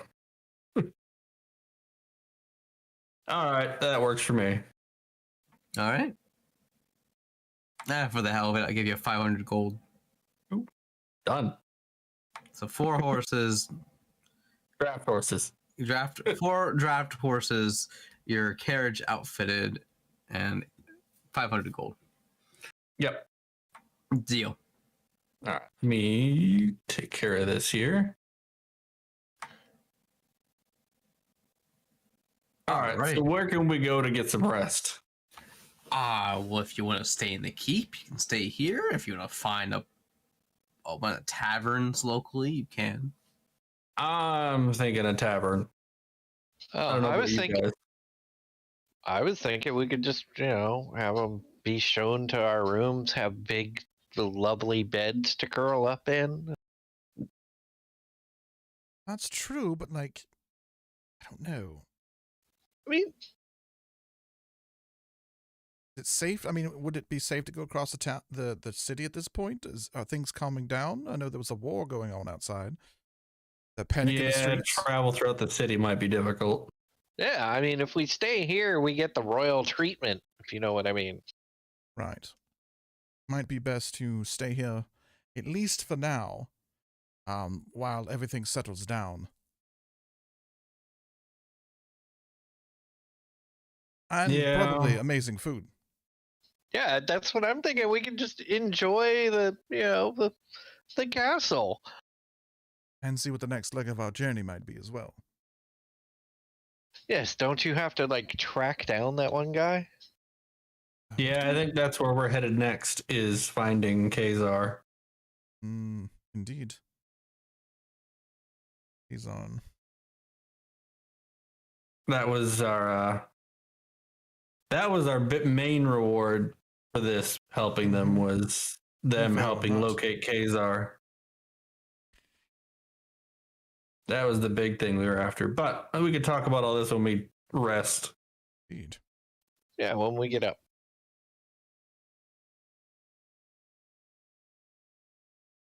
So, did you decide we're gonna stay? Yeah, we might as well stay up here, as much as it doesn't really match. Yeah. Okay. Okay. I will have she calls over, like waves over, and one of the guards come over. He will take you to your guest rooms. By the Are we way, doing- I'm assuming we're sleeping until tomorrow morning, because we're probably Yeah. exhausted. Yeah, I was just about to ask, are we doing a short rest or a long rest? I think we should do a long rest. Yeah, I'm assuming we're long resting until like the next morning. Right. Been a long day. Lots of things happen. Since you're So- doing- Can you arrange to have the carriage reworked and brought up tomorrow, yeah, that's fine. along with the new horses? Will do. All right. Let's go.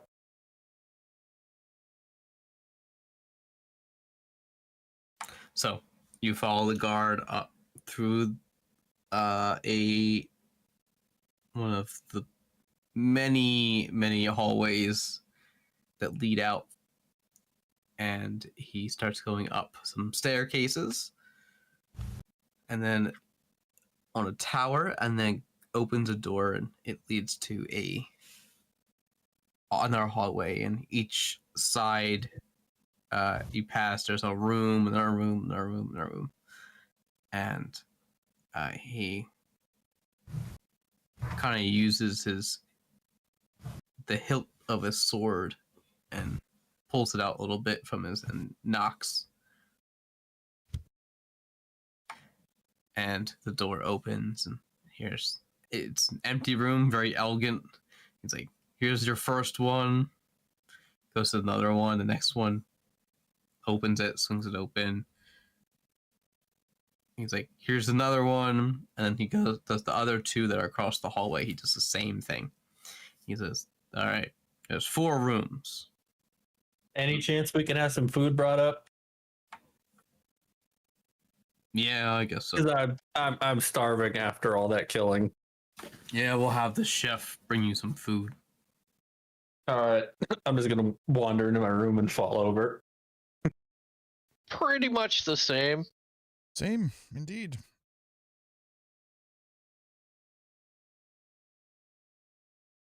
We'll assume Grimbolt does the same. Yeah. I think he actually fell asleep. I think Yeah. I'm not I falling think he- asleep. Oh, there he is. He's back! I haven't said anything.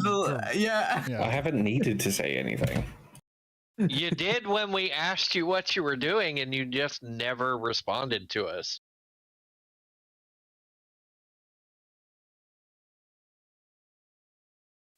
Back to silence. All right. So, yeah, it's okay. Never mind. Ignore me.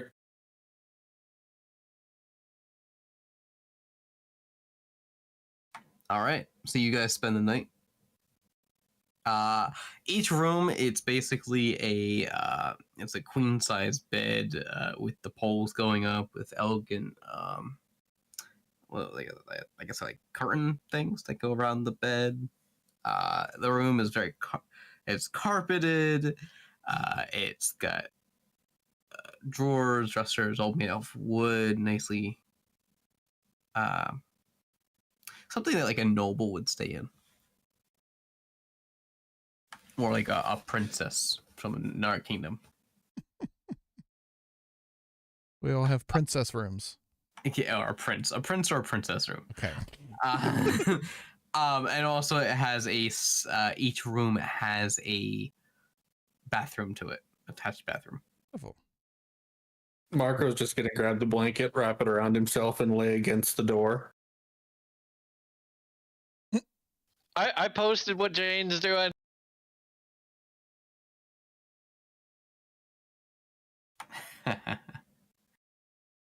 So, you guys all do that, and the about like 30 minutes later, like there's like knocks on all your doors. Are you all passed out? Huh? What? Was waiting for the food. Okay. Marco waited for the food. All right. So, there's knocks at the door. Enter. Door opens and a waiter comes inside with a silver tray with a lid on something and pulls over a like one of those like little side tables that you can eat from. Puts a tray on top, opens the lid, and reveals food. Yummy food. We eat. Or Galen Indeed. eats. And then Yeah. passes out. Marco's just gonna straight up gorge himself and then pass out, laying against the door. So you guys all pass out. Pretty much. Yeah, I eat and then curl up in the middle of the bed. Okay. So after that, you guys sleep for more, and everyone do a perception check.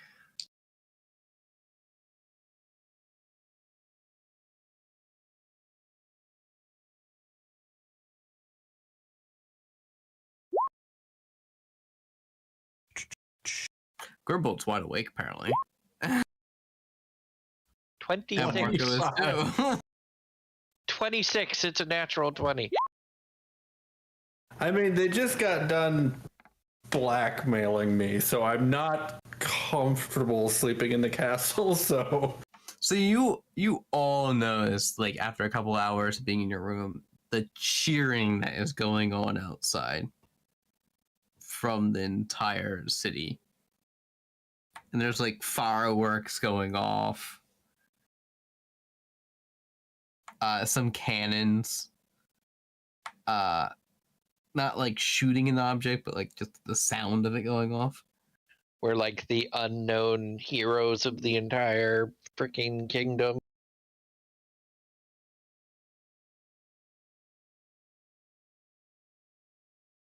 I mean, what the fuck is up with that?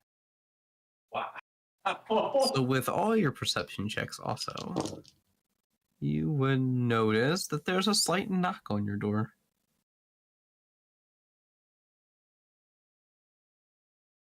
What? Who? Enter?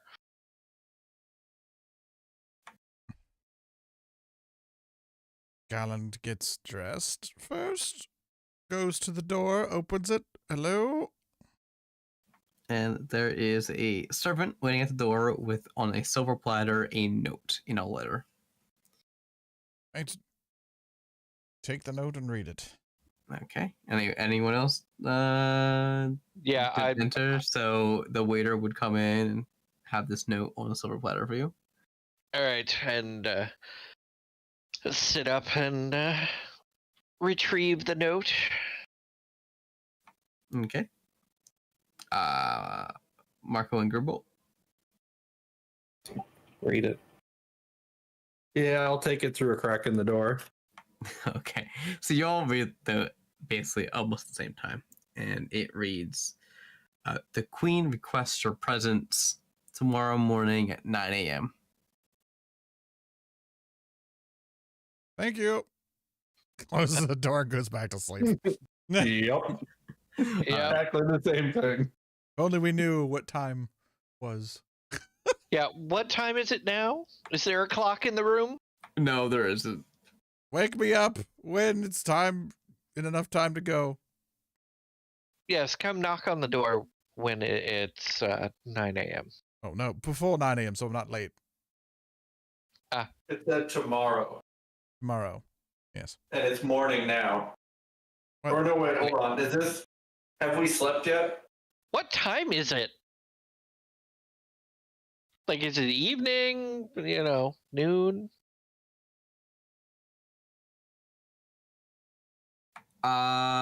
It is afternoon. Oh yeah, just wake me up in the morning.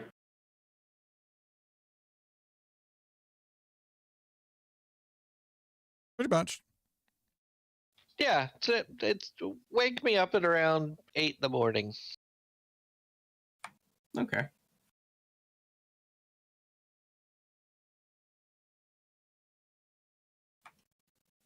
Kaisa said. Um. It just wore out. Yeah, I can tell you later. So with that, so you guys sleep the night, and it becomes morning the next day, unless you're doing anything else besides sleeping. No. Okay, since it was like late afternoon, I might, and then we slept, and then we got woken up, and then we slept again. I might go get some more food, and then come back and do some more sleeping. Okay. I would like at least check and see how the pseudo dragon's horde is coming along. I also need you to roll a D100. Yep. Get a 1. 96. That's the complete opposite from a 1. No, 100 would be the complete opposite of a 1. It's close to it, like complete opposite as a 1. Anyway, so I'll do that. Okay. All right. So looking at the pseudo dragon's horde, nothing improved. You were mostly on the battlefield also, so it's kind of hard for a pseudo dragon to Fair. steal.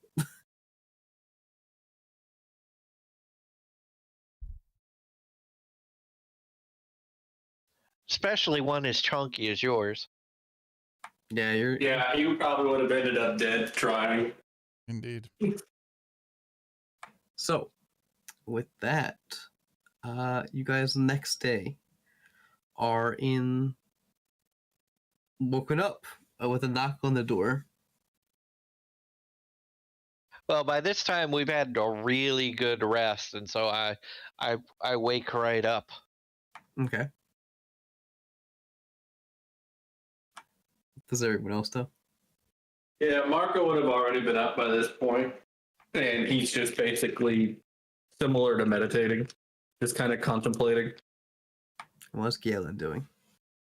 Sleeping in and then going Okay. to the meeting. That's it. So you all hear the knock on the door, and you guys all get ready, and there's 2 guards waiting for you to get ready.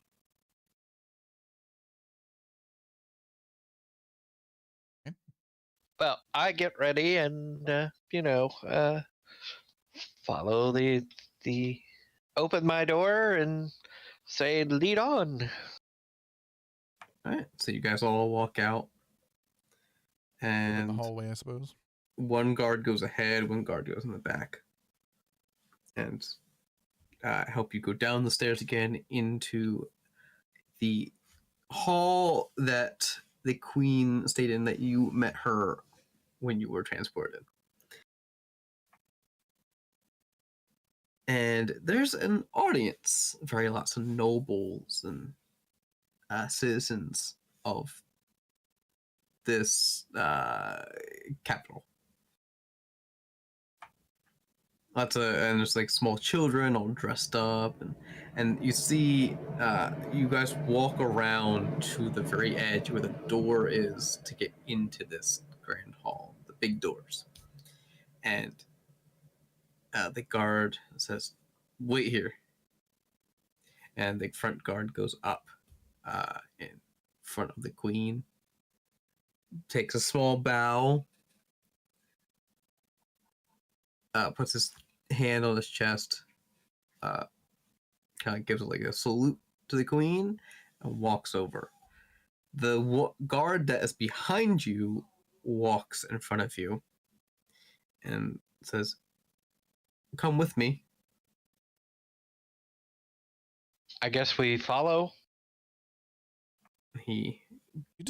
You go up the carpet with all the citizens on both sides, and you are presented to the queen at the bottom of the steps. And the other guard bows, gives a salute, and goes off to the other side. And the queen's like, puts her hands up to quiet the audience a little bit. And she says, "We are gathered here today to honor these 4 people to help us win the war. Without them, we might have perished. So in their honor, we will celebrate today as the day that is this right?" She kind of looks over and like Varkas is off to the side.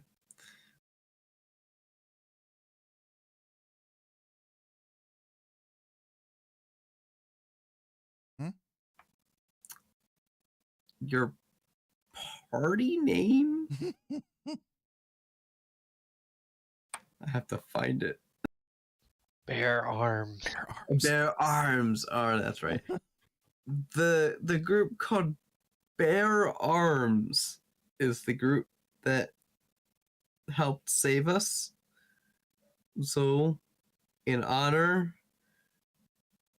I will knight thee.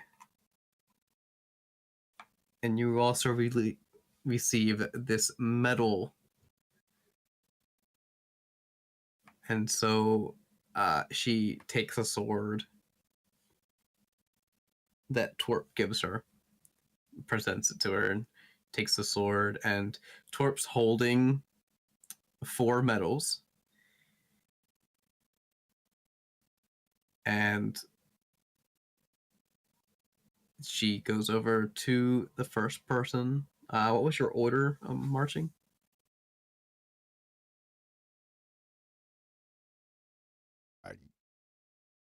Second to last. Grimbolt was behind me, I suppose. I guess I'll go first. I'll go second.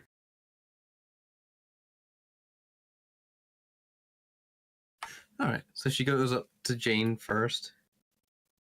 Places the Torp places the medal around your neck. It is a red, like a crimson red armor color ribbon attached to a gold circular medal that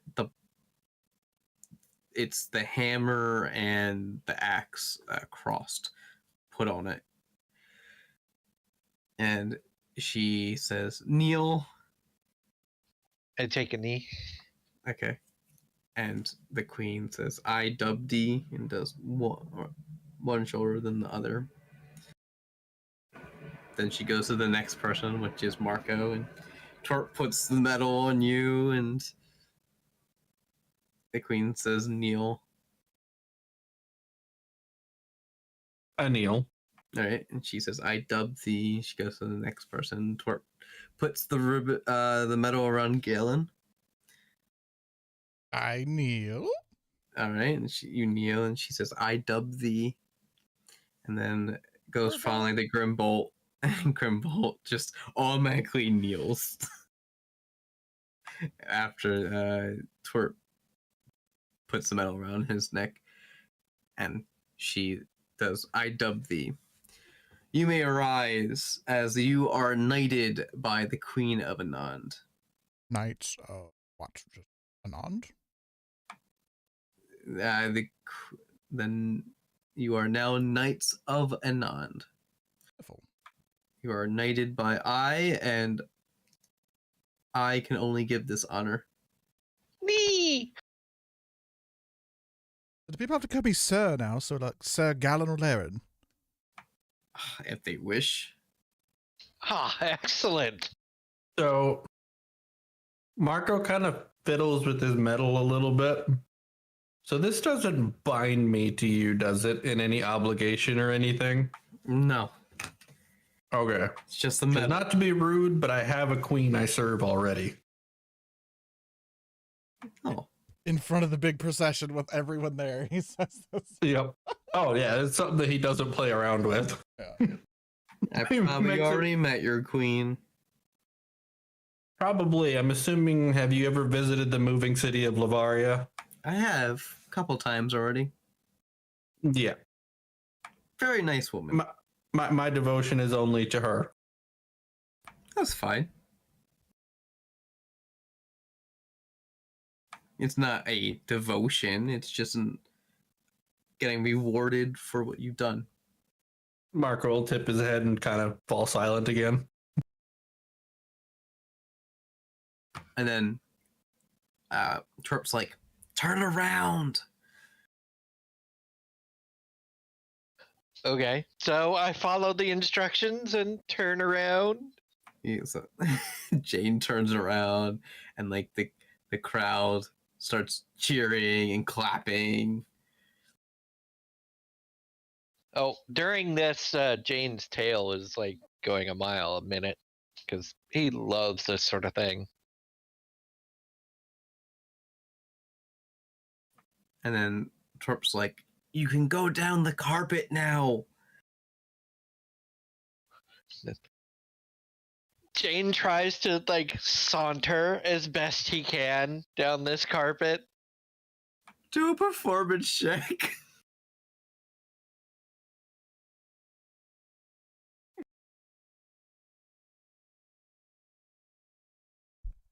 Five.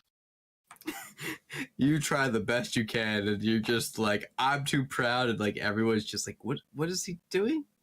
I'm confused. And have you ever seen like a proud cat like Yeah. prancing down the sidewalk or something? Hold on. 3. Oh, yeah. but Yeah, Marco can't help but just laugh behind him. Like he was trying to hold it in, but everybody can hear it. okay. And what's Galen doing? He just walks normally down the. Yeah, Gribbo just follows. He's just like, you idiots. Upon hearing Marco's laughter, Jane just like raises his nose higher. So you guys walk down the carpet and you exit the hall. And you guys go through the doors and you see on the sidewalk there is your cart all geared up, ready to go. And there's people cheering on the sidewalk. Right, where are we going? And We didn't get any info on Kazan. and I think it's ceremonial. Oh, wonderful. Yeah. We're not actually going anywhere. and Twerp just walks behind your bolt, and you guys all where are you guys stopping wise? I guess in front of I'm assuming we're being ushered to our cart. You're not ushered to your cart. It's just there. So where are we headed now, Torp? You can just go somewhere in the city if you want,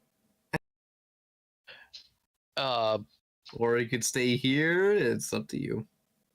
But your cart is already, like she promised. I think Yeah. the only thing we have left is to get the info from, or I guess they probably won't have it yet, but come up with some sort of an arrangement for the info we were promised. I would like to check in on my trading ship. So somewhere here, Skitter's assistant, oh, the merchant is, because he came with, I suppose. I'd like to speak with them. Okay, we can track Probably down a the good merchant. place to start. Might get some more info as well, because Skitter's been a good contact with us. Sure. You staying here or are you coming with, Torp? Oh, I'll help you around the city. It's always fun to adventure with you guys. So I- Are we headed towards our cart now? You guys are like in front of your cart. Like the cart's right in front of you. So I assume when we leave the city, you'll be staying behind and resuming your normal duties. Yeah, I have to go back to my plane to be queen. Oh, you make it sound Wow. like it's so hard. I get to hear complaints all day. Again, you make it sound like it's so hard. And we're still in a war with another group, and it's a never-ending war. Well, they seem to be pretty good at ending those. Just saying. Galen, shut up. Shut your mouth. I don't think this one you can help.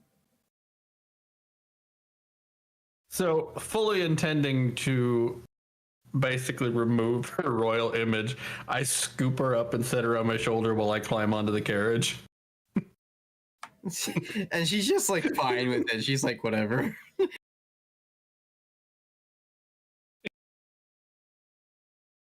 Let's go. And like the guards like don't know how to react either. Just like, do we do Just something? Do we standing there, not? open jawed. Like, just like, are we supposed to do something? And you could hear it in Dwarvish too, Marco. That just like they're talking to each other. Like, should we help her? Should we not? Like, Oh, Marco lets out an audible laugh too while he's hearing this.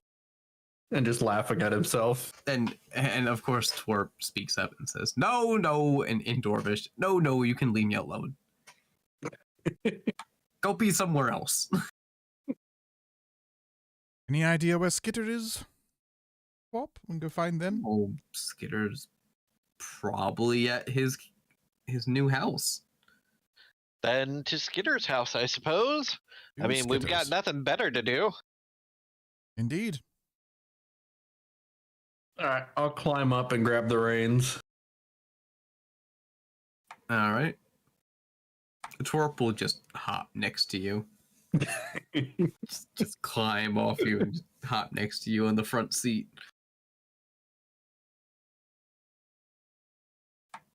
And she's like, all right, to I'm Skitter's house. assuming the other three are probably climbing him back Right. or on top. Wherever That the seems to be where seat Jane is. likes to go. Well, there's no seat. That's just where Jane goes. How fast do you get in the cart after Marco and Twerp get in the cart? Uh-oh. I mean, pretty quickly, I suppose. We weren't just like, oh, y'all have a wonderful day. Oh, I'll see you tomorrow. See you the next day. No, you first. Oh, no. We hopped on the cart. Okay. Indeed. So after Twerp sees you all just hop in the cart, not even the door closing in the back, she goes over to Marco and just slaps the reins to get the horses moving. And the cart just goes forward and keeps going. Yep, so we Yeah. take off, and I have no idea where I'm going, so I'm leaving navigation to Twerp. All right.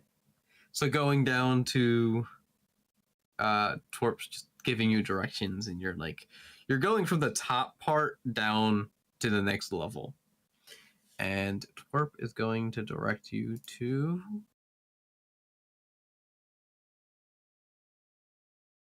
I have to bring out the map. Is the road named Skid Row? No. Be funny though. She brings you to where is this? To a place called Dragon's Burrow.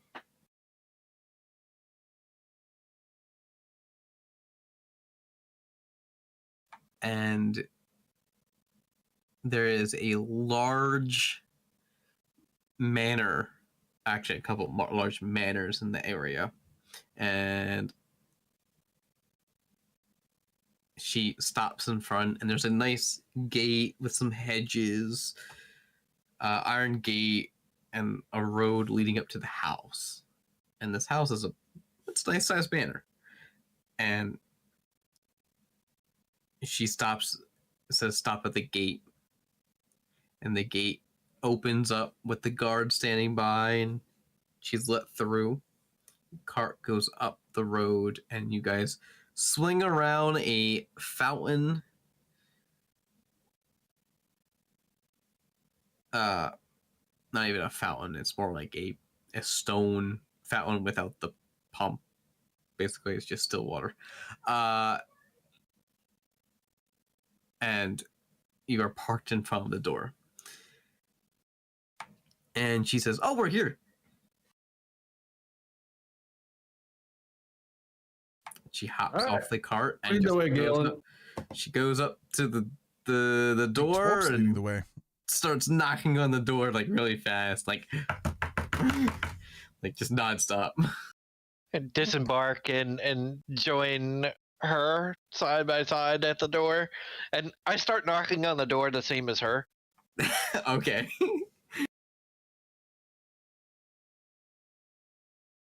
And eventually there's a servant that opens the door.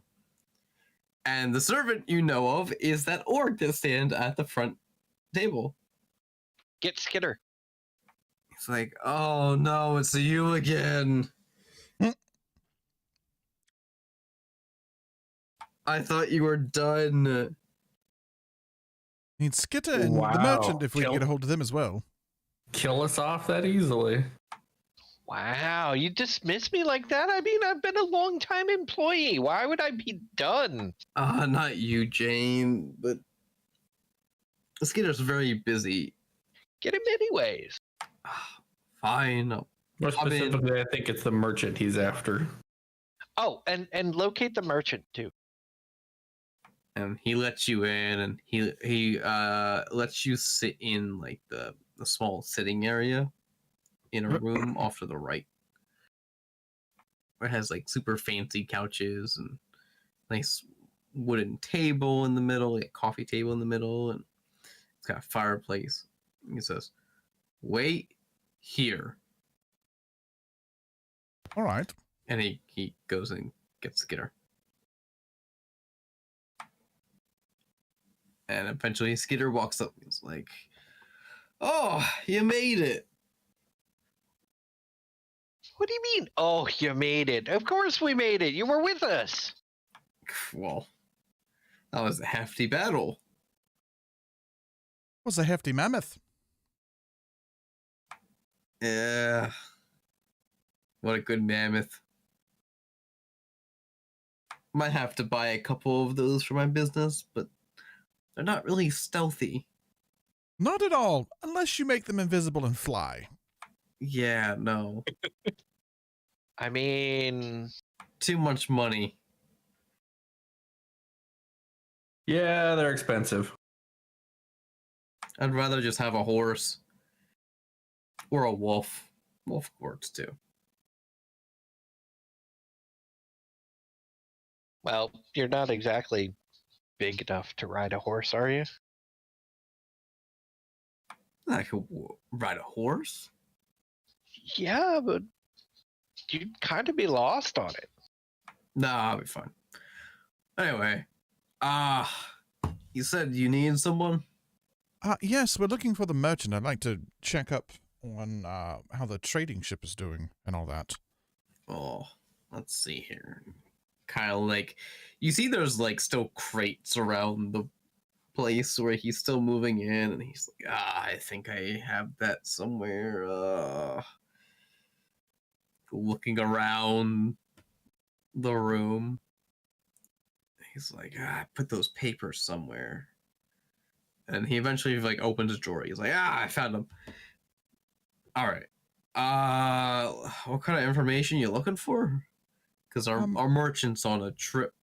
Well, basically how the trading's been doing, how much we've made, all that kind of thing. Let's see. Your current profit is, after my cut, is 4,750. All right. And that's after restocking it each time? How many trade runs has it done so far? It's done 3. 3. Not bad. All right. All right. So, is that including with the other ones as well, like the reinvestment upon getting more cargo? There is no reinvestment. It's just whatever the profit is. Oh, all right. Thought we were going to fill it up even more. Sure. Wonderful. Well, it could only hold 10,000 gold worth of material. Oh, I see. We loaded it to the brim. Ah, I see. There's no more loading on that ship. I see. Well, I suppose I'd like to pick that up then. All right. You will have to go to the port. Wonderful.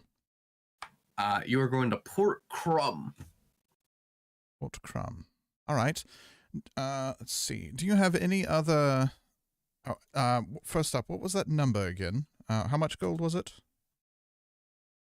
It was 4,750 gold. 4,750 at Port Crumb. Pick up at Port Crumb. And that's in this city? No, that's the port that your trading route's at. Oh, we don't... And where's that located? Exactly. Oh, let me get a map.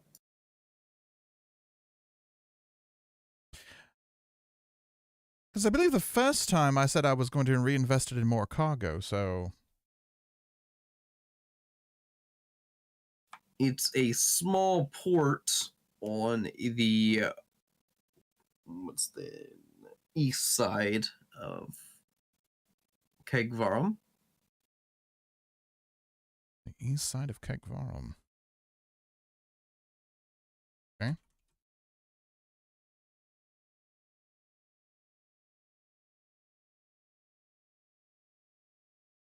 All right. Wonderful.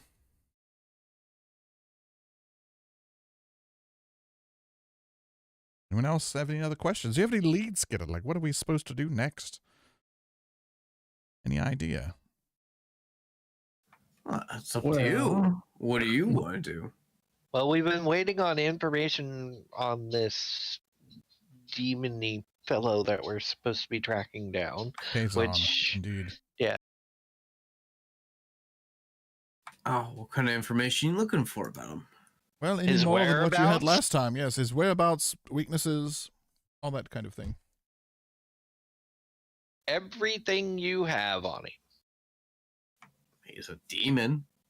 Right. That's what you told us last time. That's all I got of him. Okay, well, our deal with the Queen was that we would be able to get more information on him. Oh, that's you between you and the Queen then. That's Right. none of my business. But finding one particular person that has vanished from their manor, it's quite tricky to track down. Fair. There's just one person that vanished that day. And we never know where they vanished to. That's the issue. Indeed. Well, I guess we got that information, I suppose. So she'll get I mean, the information. We got a pretty good idea where he went. Because we saw through the portal was the Demon Lands. Well, just because he went to the Demon Lands doesn't mean he went somewhere else afterwards. True. But it's the only lead we got. So she'll track down him. Or give you more information, whatever you requested from her. Wonderful. But I am slowly turning around my business into the main city. How do you like the place? Roomy? Yeah, I think it's a lot better than the current house we're living in. I don't know. That mess hall was pretty nice. I want to see the new one. I assume in the background Grimbolt just pipes up waffles? Yeah, I can hear it now. And it's like, yeah, we have waffles. But yeah, a lot bigger space now and can do so much more. A lot more, less stress on our, we'll say, traveling needs because of we're in the city. And with Everything close at hand. special permission from the Queen, we're allowed to smuggle illegal goods if needed. I see. Oh, wow. That makes my job easier. Guess it does. But is only within the borders of Anon. Anything outside of Anon, we revert to business as usual. yes, we gotta keep it down low. But within the city, we're okay.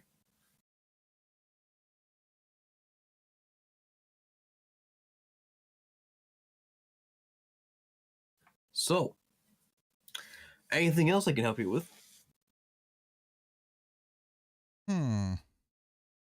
We just came for information, I suppose, and to say hi. Just looking Good for a to see you. direction, I guess. Have you seen Lawrence? Last we yeah. saw of that fellow, he was on the battlefield smacking orcs in the head. Yeah, we're still trying to track him down. Lawrence and Norazian. They still haven't come back from war. Oh dear.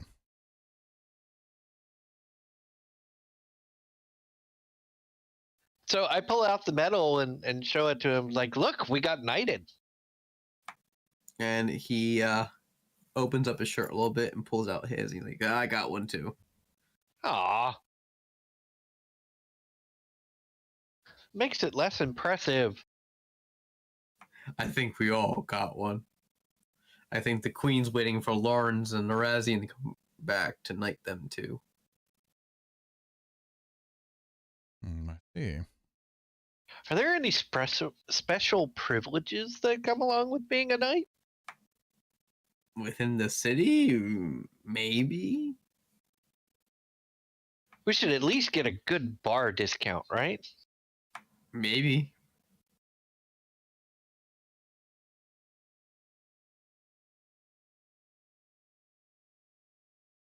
But yeah, if you're looking for direction, there's always west.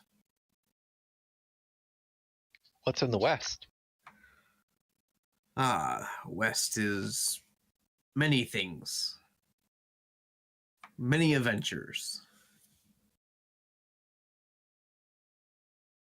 You got Anise to our neighbors. North, we got Metal. We got Mech. In the north, we got Lepiso, Svetka, Kunitsa. Tons of adventures. All right, well, Well, If you ever want to start another battle or be part of a battle, there's always Scylla and Atsuki always at war. I believe these gentlemen still have a task to finish before we focus on something like that. Atsuki I sound suppose. might be going there. Yeah, go get your money, Oh, and then there's also Malinovi. That's always No, a good isn't one. Atsuki the fire plane thing? Yeah, Atsuki's the demon plane. no, that's the demon country. Yeah, where demon country. Kazan might be. Places of. Let me get my brain right here. Oh, that's right. That's right. Or if you're looking for some mysterious things going on, you can go Lagovovora. That's always a fun place if you want to find some thieves, and they always have something for you to do. Let's see. Or you can go into the mountains of Kala Zemla. Basically, That's just the- set off, and wherever we go, we can probably find something to do. Always. My Wonderful. my I traveling suppose the- days are over, though. I suppose the goal is to find somewhere where we can get information about Atsuki. Because that's, I suppose, Galen, that's kind of our goal right now is to go to Atsuki in order to So. find Kazar. Yeah, well, I mean, whatever the Queen tells us, Yeah, it'd be nice to maybe look for some information on the way there so we know what we're getting into. Right. And potentially find a way to keep myself conscious. That would be beneficial to all of us.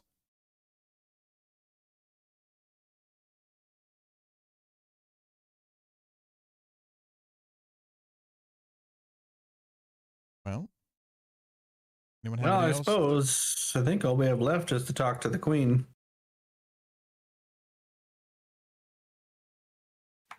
Oh, that's where you want to go. Go ahead. She might be busy today, though. That's kind of what I was thinking. Is it'd probably have to wait till tomorrow. We're currently relocating works. Let's just say that. See. So, any recommendations on where I could find something to help deal with mind control?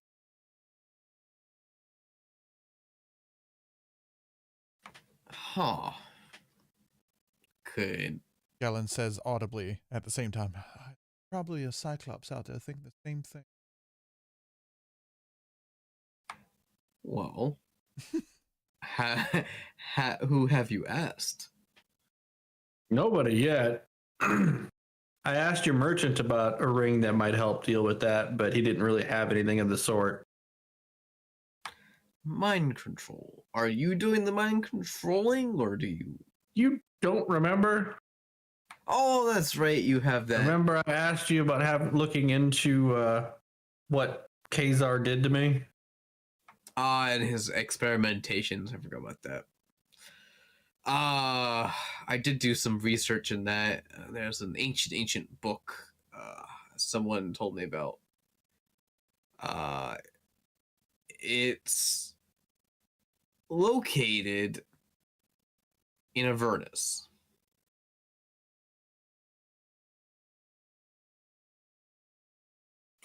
So you might want to talk to the demon, not a demon, it's the devil that you met. Avernus. Where's that at? The first layer of hell. Oh. Oh.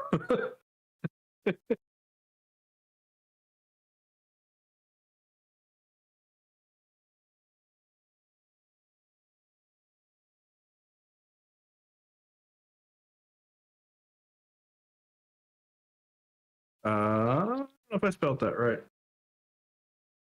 Avernus?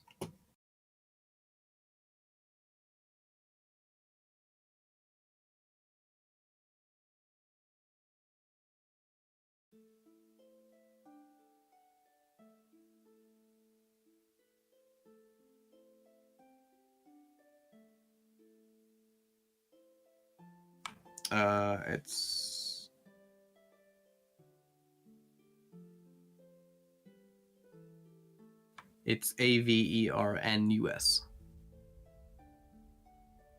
Maybe I go down to places. Avernus. Yep, I was close. Avernus. Ah, that's close.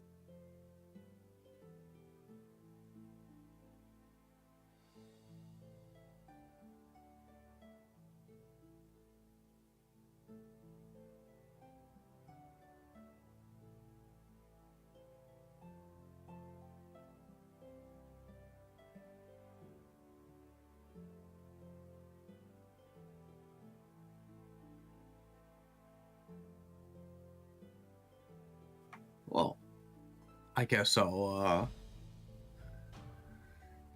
you have anything else you want to talk about?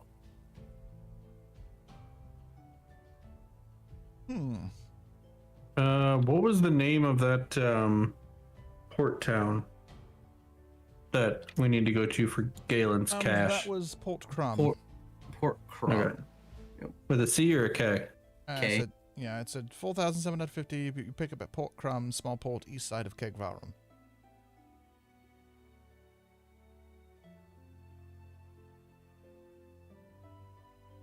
Did you spell Kegvarum correct?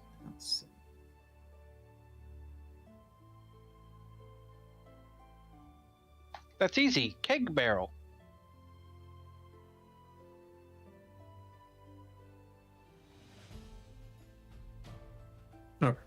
I was working on updating the goals. Right.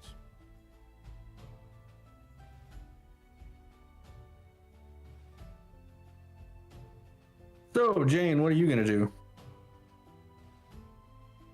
Well, hanging around with you guys is never dull, so I will probably just continue to tag along. All right. Let's see. Well, notice they kept calling us Bare Arms. It was just a joke, wasn't it?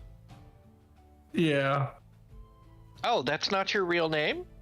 No, that was just a cover name. It was a cover name for when we were using aliases. Back before we trusted Skitter. Right. Oh. What kind of Well, stuff, I'm pretty sure you're going to be known by it for the rest of your days now, because you just got knighted under it. That's Well, fine. unless we change the name and then we can remain under the radar. That's fair. No, that could always happen. But, I mean, I suppose now everyone in Non knows Bare Arms. So, wonderful. True. Maybe we can get some discounts somewhere or something. Well, so what do we want to do today? I don't think we have anything important that we need to do. I mean, the merchant's not here, but we're in a giant city. I mean, shopping, but I don't really want to buy anything. That's right, you heard it. Wait, Kind of- are you feeling all right? Are you coming down with something? Yes, it's called I Want to Kill Something. It's not like you at all.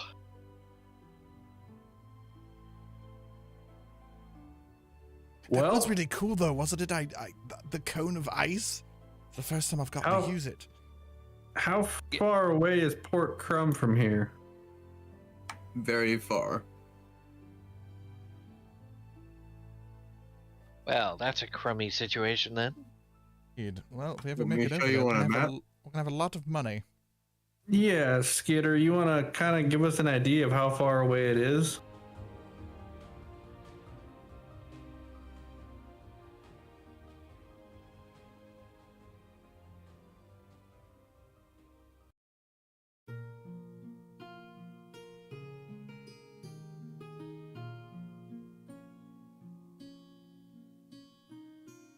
I'll wait for Dalian to bring it up.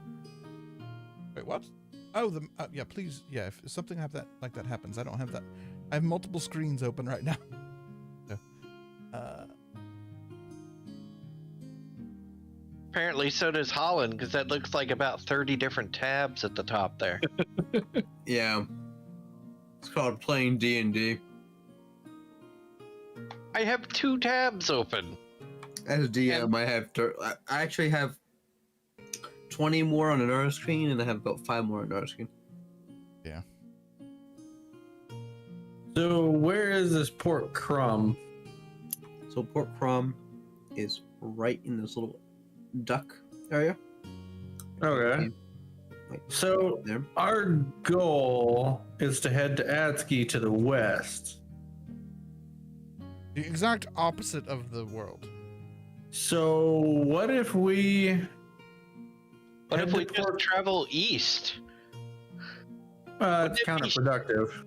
Wouldn't it just be shorter to go east? I mean, that represents the world, right? Does it loop around? Yeah, it Yeah. should. If you go this way, it brings you back. Oh, Yeah. see now Yeah. that's a completely I knew all different that- picture. I knew all that was over there, so that's why I Yeah. was confused. I didn't know how to reply. I'm like, did he forget there's an ocean over there? Yeah, it loops around. It's a world. So you what guys if would go we head to Port Crumb now and we stop back through a Nantes going back the other way? So That'll give where, them time to do any research or find any potential leads for us. Where and get my Anon, carpet done.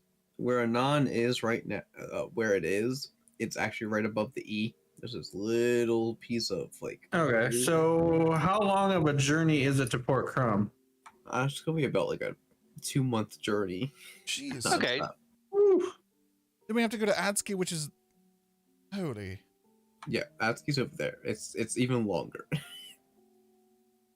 Well, I say let's go get your money first, and then because we're gonna need Well- it for a trip that far. For Stepping your out of ship- character for a second. For your ship, it takes a week to get from here to the edge of that one, to the very, very edge next to Spacebo. Yeah, Spacebo.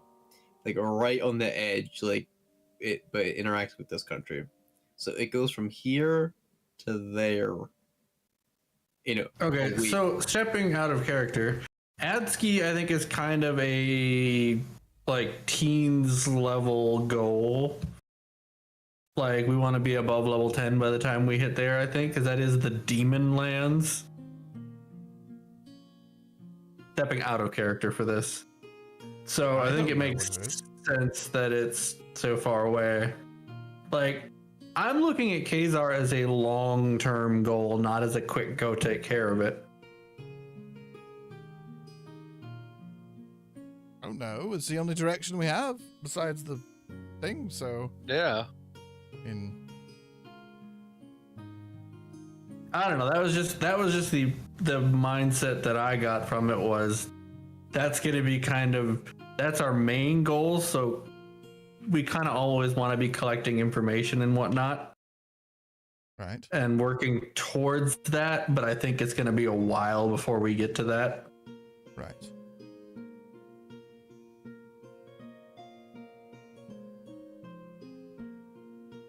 So I don't know. I could be wrong, but I Also- kind of have a feeling that the enemies we face in Adsugi are going to be pretty powerful. Right. Also, really don't want to go to the exact opposite direction of it, though, because that is a long way to Atski.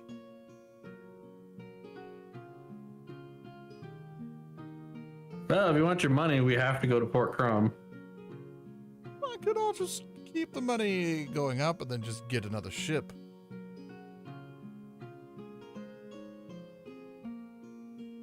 Yeah, you could just let it stockpile.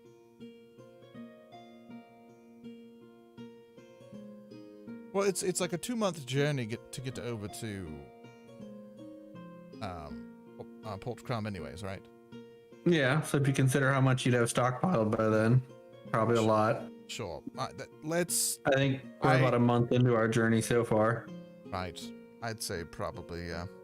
We can or probably maybe start- actually 2 months. Maybe we can start heading our way down that way, and by the time we get there, we should have a sizable amount of money to help kit us for whatever we need. Make our way to Atski and possibly find a quicker way to travel the So- entire continents. Maybe like some kind of crazy teleportation circuit. The or something. ship travels in 2-week rotations, right? To go there and back to Port no, Crumb. so it's 3.5 days there and 3.5 days back. Okay, so it's 1 week. So that's Yeah. You got 4,700 gold in 3 trips. That's going to be 8 trips by the time we get there. Right. So you're looking at probably around 16,000 as a rough estimate Right. by the time we get there. Right. That's a decent chunk of change to get things going. Not to mention hanging on to part of that would be good funds for travel, Oh, for sure. Sure. considering how far we need to go to get to Adski. Maybe And you also- will be able to save up for that airship. Thought I was joking. But also, I don't know much about, the arcane thing. I didn't research everything. But being in the field that I am, I do know a little bit that there are ways to travel from one point to another. I personally can't do it, but there may be circles within inside of cities that allow you to do that kind of thing. So we may not have to literally travel the entire globe to get there. There True. may Well- be ways. I mean, to go yeah, we through. did get teleported into this or to the city. Right. Exactly. Yeah, so I guess for now our goal should be finding the best way to get to Adski and Right. what we need to know to maneuver within Adski. Exactly.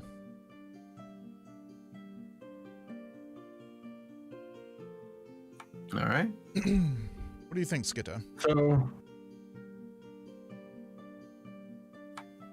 I don't know. It's if you're traveling to pick up your money, it's you're picking up your money, but also you're carrying that all with you. I've never carried more than 100 gold with me. That's right. There's I'm means always- of magically storing things as well. So, traveling, 2 months to Port Crum, it's a hefty travel, but long term, I would just go on your adventure and let accumulate. Right. I mean, that's kind of the end goal, is to get it to the point where I can have several ships going out and, expanding the trade company to try to. I don't plan on stopping with your ships, like possibly moving it up to having actual trade stations and things that are taken care of and everything. I don't plan small, but I want to have a backbone down there, and this is kind of building a backbone at the moment. Huh. So we could skip it for now then and just let it stockpile. Right. I mean, across the board, how are we looking at for funds right now? Are we destitute at any point? I'm sitting okay. Right. I mean, I don't mean to pry into I'm everyone's, financials or anything, but if we're traveling together, we don't want someone not having daggers if they need to throw daggers, kind of thing. Yeah, see, my new toy fixes that problem. Good. Grimbal's pretty hefty and on money. Yeah. Yeah, don't tell us too much. Yeah, we don't, Yeah. yeah. Yeah, I This was is just all saying personal it. things, yes. So we don't want to. No, what am I doing? I just had to check because I wasn't sure because how Right. much money. I'm doing. Yeah, I'm not bad. I'm not bad off. But I mean, as far as this should be able to provide for provisions and all that, well into a long time. Yeah. But hopefully we can make some more along the way too. I mean, I'm not all about trying to get a hold of wealth, and that's not really the end goal. I mean, I would still like to find my mother. Well, we can always find the odd job along the way. Right. Even if we. So for primary goals at the moment, we're looking at what? We're looking at getting to Atski, finding out how to safely move around in Atski, and locating Khazar. I'd probably like to find out the safe way to move around first before going there. Well, yeah, getting order of- there and moving around there are kind of the first priorities. Well, and Skitter's like, well, good thing is you trade in some horses or trade a mammoth for a horse. That's easy way to get around. Right, we have the cart and whatever we can ride on. Go up that way. And you're not sticking out like a sore thumb. Right. Okay, so along the way, if we say we don't go down to Port Crown, say we start heading west, what's an interesting location? Say like, we've been around a lot of Dwarven ruin or Dwarven kingdom, stuff like that. Is there like a change in architecture or something we should visit that might be interesting? Nice has been always a pleasant country. There are very farmlands and all kinds of races. Where are we currently? You're in Kegvarum. You're in this. Oh, okay, yeah. And Nice is just the next one over. Asnines. As nines? As knees, whatever. Asinine? As nines. Okay. What's the main city there? Just curious. Not really cities. It's mostly just farms and small Oh. towns. Right. It's very. Everywhere runs itself. There's no direct nation that controls it. They live by themselves, and it's just like a free land. I see. Which country was this? As nines. Okay.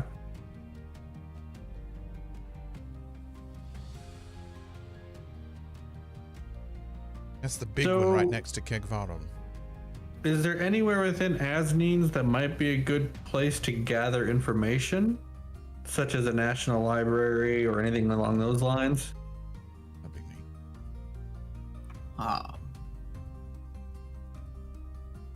This Oh. say it was a lot of farmland, so Well, it's lots of Have farmland. a capital. Also, a lot of the larger But looking- cities. Not as large as a non. Non's most unique in this world, but considered for their kind of cities, most of them are run off churches. let's see. Well, Marco, if you want to visit a library, this is probably the place to do it.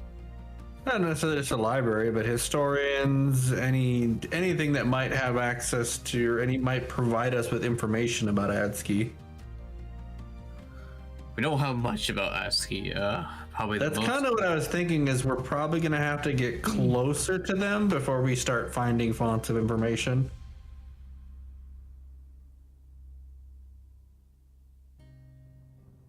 Let's see. I assume we'll have to get considerably closer before we'll start finding info. Right. That'll be of much use. Maybe if we, get into Bunchy Most there. Funds. Oh, that name was changed. It's Scylla. Yeah, it should be Scylla. I need to get it changed. Also, where, if I can remember correctly, where was Gallon's home? It's like just north of here, isn't it? Literally, it's up here. Oh yeah, and Scylla, which on that map is Moshnost, is the other potential location Khazar might have gone. Moshnost. It's either one of those two countries, Yeah, Galen, as you said, it was north of Tegvarum, so we decide. which is considerably closer considering we could potentially cross the ocean from Lepidstock straight to Scylla, which would cut the trip in like half. Right. So Scylla is closer. I'm saying Scylla because that's the proper name. Yep, you're right. So maybe start looking into that country first, like what kind of country it is, what to expect. All right. Big landmass. We'd be going So lengthways maybe- through it, I suppose. Skitter, how much do you know about Lepidstock? Lepidstock. How much do you like fey creatures? Oh, this ought to be interesting. It's small nation, full of mostly farming area's flat, very very flat. I don't know why. But the majority of people there are satyrs. Do you have any major cities? There's a few. That might be the place to go to get info on Scylla as one of its neighbors. They might be more a little skittish, I guess you could say, around people they don't know. Yeah. So where would you say the best place to go to get info on Scylla would be? Do you have the money? Depending. To be honest, I would go up to Malinovi. What kind of country is that? It's run by a criminal organization, but they do collect a lot of historical items. And I do Okay. know that you've probably seen a couple of them when you were at the slave auction, right? So are we talking about the Crimson family, or is this a different Yeah. organization? Crimson family. Oh, they're the ones that were in league with the orcs. Okay, so that might be the place to go. Slip into Malinovi and gain some information there. I mean, they're potentially allied with the demons, right? Potentially. We're not sure, because the Crimson family normally sticks to themselves. They don't like dealing with other planes. So I don't understand why they would be working with Atsuki. Okay. So we're investigating that. We're also sending a small party to meet up with a few of their people, and we're gonna find out what's going on. So Malinov is probably the place to go. I would suggest they're just very big on history and preserving it, no matter what the cost is. So Dane would fit right in. I So have we no know- idea what you're talking about. So we know the Crimson family is based out of Malinov. Are we talking like they're at the upper tiers of the government, or what's the country as a whole like? They run the government. They run the nation. They So we're own gonna the need to be nation. careful when we get there. Any recommendations for moving about in Malinov? Oh, you can freely go in the nation. It's just,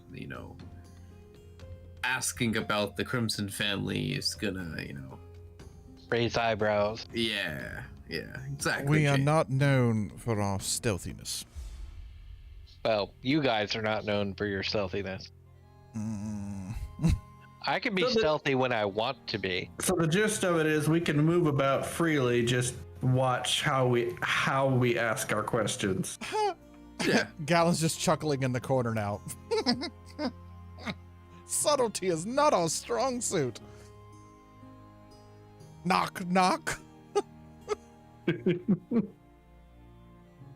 Yeah, I heard about that. Everyone's heard about that at this point. It's a funny story. I tell to everyone at the bars. Of course you do. The other day I was hearing Lawrence tell the story about that and how you all got arrested. I never got arrested. Well, not you, but Marco and Galen. Yeah. We got arrested all right, and then we had to save a nation Hey. because of it. They asked me to knock, I knock. I don't know why they got so bent out of shape. Hole in the door, maybe. Yeah, the fact And that they're- you They never said which side of the door. The funny part was that you knocked that way on a guard door. Like any other door would have been fine, but it was a guard door. To be fair, they were pretty pathetic guards. And then you pissed off an old woman. She was an angry old woman. you pissed off an old woman? My goodness. Not my fault. It was no. But it was your was- fault. It was your fault. That's the point. It was 100%. Knock knock Not- on the inside of the door. You punched through a door to knock on the Not inside. anymore. Oh. I don't think you're going to win this argument of flawed logic. You know.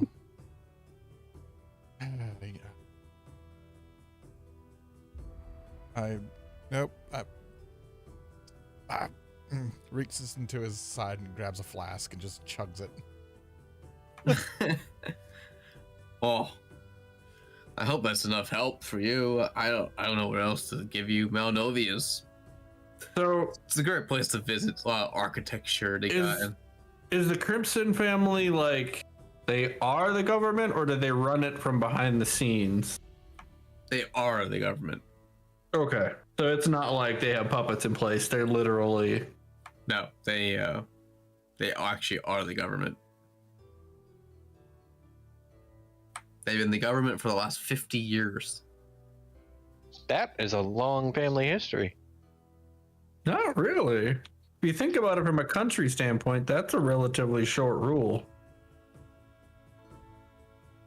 For openly being in the government? Yeah. As a criminal to be openly in the government for 50 years? That's pretty impressive.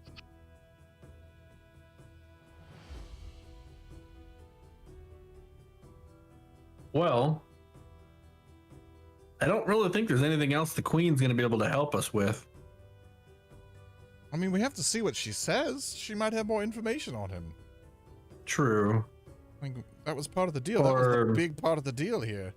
Or she might have a way of potentially tracking a demon. Or getting us there quicker. Or shutting one out. If anyone All has right, the so we need- resources to do that, it's her. Yeah. So Maybe- we need to find something to do today until we can talk to her tomorrow.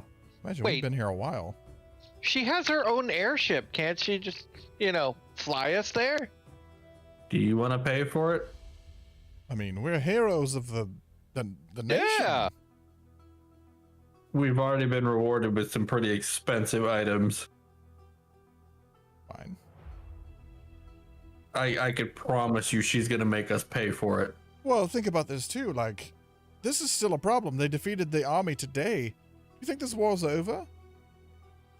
You think Atsuki? You think the orcs are going to stop because they lost a battle? That's kind of what I'm getting at, why they're not going to pay for it. Is they can't afford to just fork out money to Right. send us on a trip. But you have to spin this the right way, Marco. We're doing a service to the nation. We can still go out there, like put this under the banner of getting more information for the Queen, kind of thing, as a mission. They sponsor the whole damn thing. I'm going to leave that one to you because that may end up backfiring horribly. How could it backfire? We're knights. We can use the authority of the crown. Exactly. I'm still going to leave that to you. I don't want to get myself tied or obligated to the crown. Oh, that's fine. I'm just trying to figure out a way we can get there quicker. Wait, doesn't your hometown move around? Can't we just hop on that and get your queen to, swim us there? What makes you think I can order the royal family around and change the course of the city? You could ask. Do you understand the city operates on a trade route? If they change the timing of when they arrive to places, it'll throw off the supply chain of the whole city. And I look at Galen, I'm assuming that makes sense. Oh, very much so. I do That understand. would be months of out of the way, could and they you would imagine- have to come up with supply sources for an entire city. Could you imagine if the giant city got there at the wrong time, like a different tide, and was stuck in the middle of some canal, and then everything shut down because you couldn't do anything? Nothing got delivered. And there's just a giant turtle city there in the middle. It would be horrible. Everything would shut down. It was just an idea. That was One that is vastly out of my ability. also a reference to real world. What the canal thing? That was the point.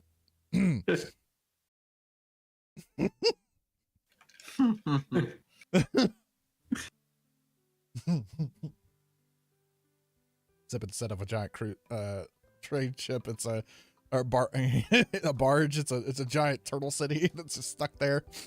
Oh, dear.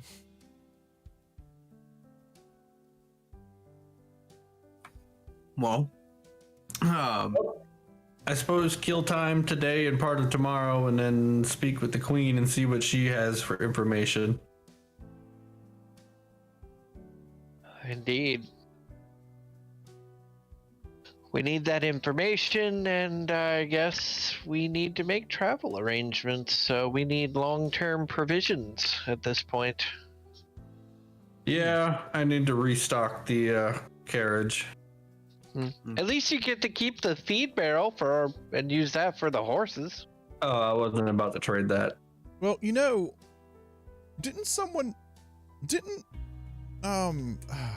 Grimbolt request like a bottomless bag or something? Yes. So that was going to be a thing. If we need anything for like a long travel, this is kind of the place to get it before we go. Like anything. I believe he's already acquired his bag of holding. Right. Yeah. So as long as we have something like that to be able to store heavy things over the course of, travel. Wouldn't be a bad idea to see how much it would cost to pick up another one. Right. True. And just use it as general storage, keep it with the carriage. Or Yeah. just in general, something. Like provisional storage, keep all our provisions in it. So, I wonder if there's a way that we could get a modification to the carriage done that might provide a cold area. Probably have to enchant it or something. Kind of what I'm thinking, but I wonder if there's any way we could pull that off. I just kind of eyeball Skitter. Is there anybody here that kind of tinkers with carriages and odd additions? Pimp your carriage. Are you trying to make the inside cold or be resistant? No, I'm basically trying to make a makeshift fridge. Or something that could help extend the life of Get like food. a bag of colding, if you will. Wow. What do you need? Just a bag that inside is cold and throw things in it. Yes, we should visit the West Coast carriage shop. Oh, dear. You might be able to talk to some enchanters. That stuff takes time. We're talking yeah. probably like weeks. Have you ever heard of anything as far as like, it doesn't need to be a magic bag with an immense amount of storage. Even if it's just a way of keeping a small area colder. A crate of keeping or something. Not magically, you just use an ice box. It's literally a box with a piece of ice in it. I can make ice.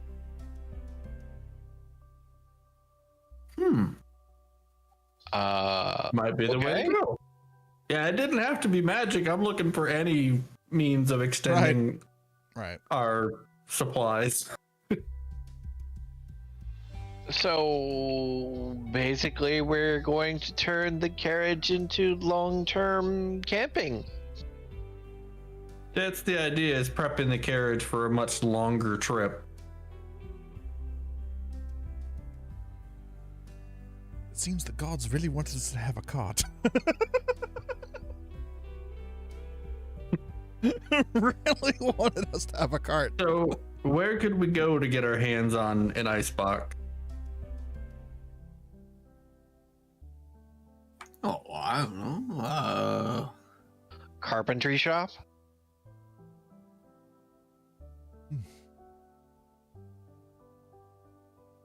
Isn't it basically, a large... It's literally an insulated, it's literally an insulated box. Yeah. Let's see. You can probably get to some general supply stores around here. You can look around the city. Consider it's gonna be it's not gonna be like a foot by a foot. I'm looking for like one that's a couple feet by a couple feet, so I can fit a decent amount of supplies in it. You can look for a couple traveling stores. I'm sure that this city has some. Any idea where to go? We know nothing about navigating this city. I recommend the docks. True. That would be the kind of thing you'd see on a ship. Yeah.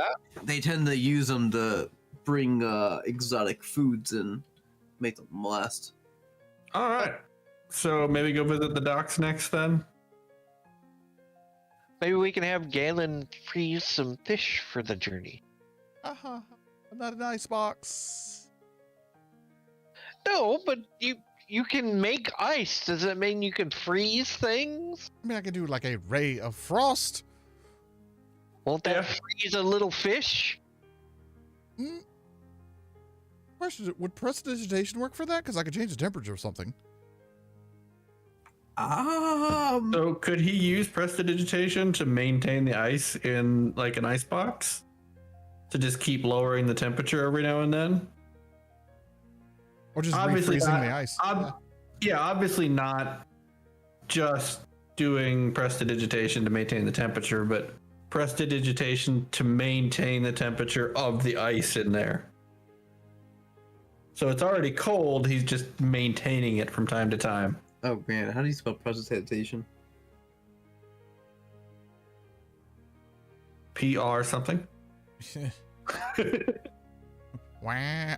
Wow. Oh no, no, no! Fucking Galen spell, but I can't. His character is locked. Prestidigitation. Prestidigitation.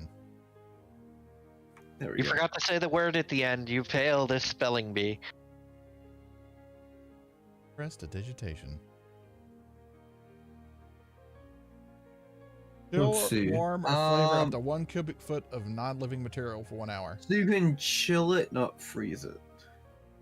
Right. So it's kind of Well, like if you put something in so- the fridge. I mean, I can And- also cantrip Ray of Frost or Frostbite. But by chill, we're not necessarily saying freezing. That's just modifying the temperature by a few degrees, But that's right? every hour. Yeah, that's every hour. Yeah, no. Not sustainable.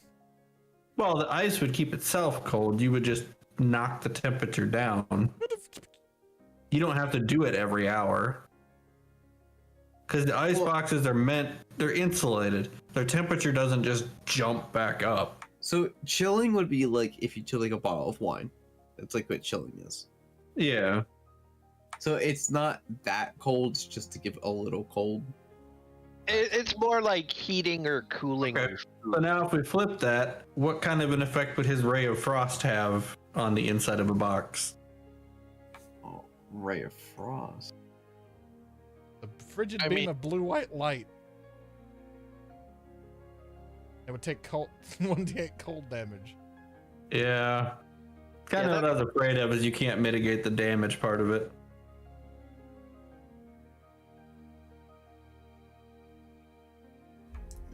There's a possibility of get freezer burnt.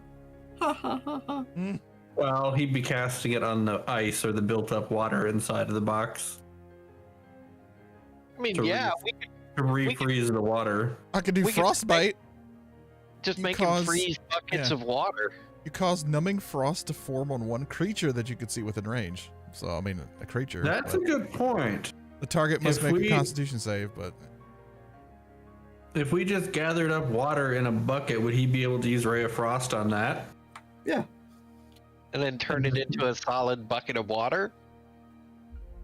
Well, ice. Well, ice. Yeah. Well, it'd turn into one block of ice in a bucket shape, right? Yeah. does it say target How a creature? long would that?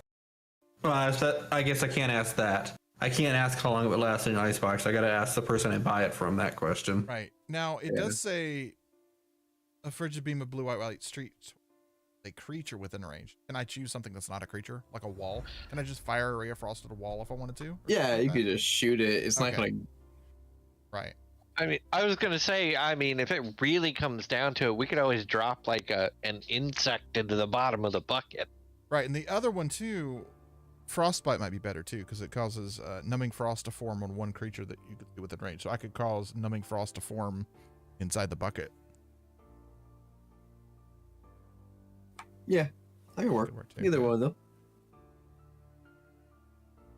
I mean, numbing frost is well below 0, so.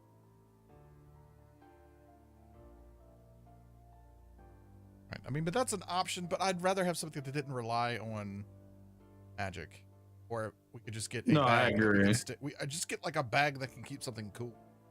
That is indefinite, where we don't have to keep upkeep. Because if we forget Yeah. it, all of our food's gone. You know. Well, it's But not keep in- like you can't eat food anywhere else. Right. If we're on like if it's a long journey though. You know, it's hunt in the wild. We can price out a cool bag, but I think that's gonna cost like 10,000 plus. I was trying to look for methods that were not quite magic based. All right.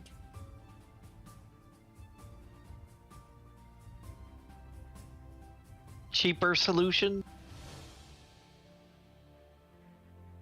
Realistic solutions. Anyways, let's head to the docks and learn about this ice box.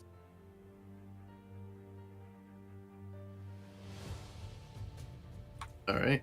Because if it's something where the ice is gonna melt within like a few hours, then no, it's not realistic. So, with your search on an icebox, that was where we will leave off. Leaving Skinner's house for an icebox. Because it's also 11:45 at night. True. All right. That was fun. I really wanted to pull that tower over with that mammoth, though.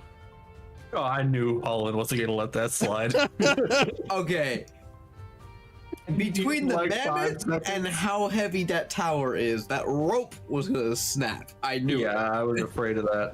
Yeah, but like a natural 20, though. You But- know.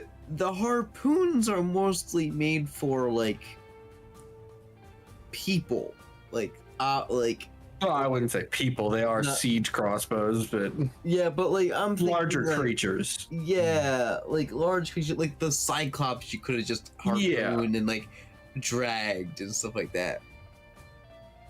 It was basically a way for the mammoth to grapple multiple creatures at once. Yeah. I like to think somewhere there's a Cyclops still raging and just killing squirrels. Because I haven't ended this concentration spell. Well, no, I'm just kidding.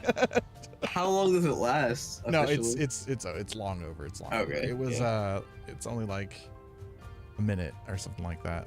Ah, okay, yeah. Basically, when you guys got back into the queen's room, like it was pretty much Right. over.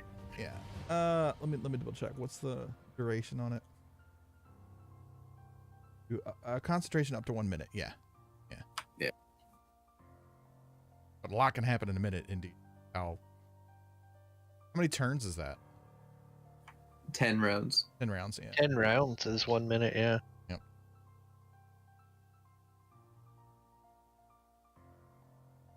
Easy. Yeah, I'm excited to get on the road and have some normal combat, like some random bandits or Mhm. some wolves. That's one of the experiences we haven't had yet. Is just normal random combat. You will have it soon enough. Oh Don't boy. worry. Don't worry about it. So did we hit level 5? Are we all I doubt dead? it. Although Actually, it is an interesting checkpoint if we hit level 5 right as we're like set free, like that was the prologue. you did hit level 5. What? I had a feeling that's what was going to happen because this kind of felt like the prologue to the campaign. Oh, Christian died. Oh, See, see, look, Jane level was, 5. We said Jane There was we going to die go. eventually. There we go. We've done it. Oh boy. Go here. So now I got to look at leveling Marco up. Oh boy. Christian died and came back. Look, Christian, Jane did die. Oh dear. So Just what? go Okay, ripped since out. it's been such a long time, how do we do this? We just hit level 5, then we go to manage HP. We roll for HP, right? You roll your 1d6 and then you add your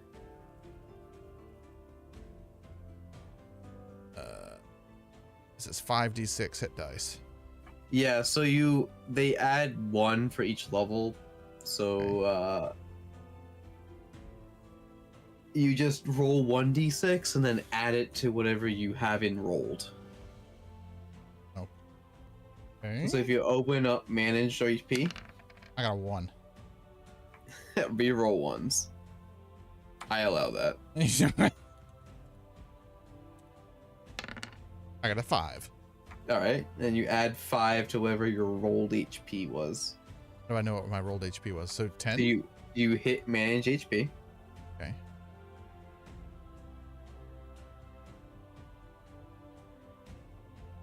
I'm watching it by stream, so it might be a little delayed. Yeah. It's like 10 seconds or something. All right, so you have a 13 there, right? Yeah. Yep. So you would add 5 to that, so it'd be 18 in total. Okay. Okay. Wonderful.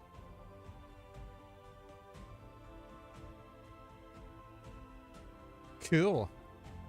And you just hit apply, and then it would give you what it is. Fairly beefy. And then you just have to go through, and sometimes you have like certain things you have to add. Right. Like spells you might have to add. Yeah, I'll have to add spells. I don't really get much as a sorcerer. Yeah, I get 1 extra spell. Yeah. So sometimes they give you extra things at level 5. It's normally like I get third level spells. Yeah, there you go. I get uncanny dodge. I can now half damage of attacks against me. Whoa. A Chardalyn stride? The billowing flames of a dragon blast from your feet, granting you explosive speed. For the duration, your speed increases by 20 feet and movement doesn't provoke opportunity attacks. Wow. When you move in 5 feet of a creature or an object that isn't being worn or carried, it takes 1d6 fire damage from your trail of heat.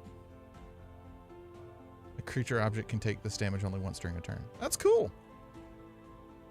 I rolled a 7 on my hit die. I'm up to 26 hit points. Yay!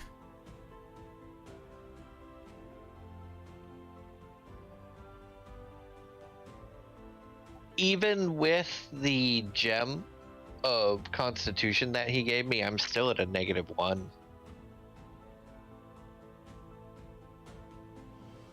Fireball. About that, how do you run Constitution, Holland? Because I learned that some DMs don't do negative Constitution. So I was researching that, and according to the book rules, there is a possibility of a negative.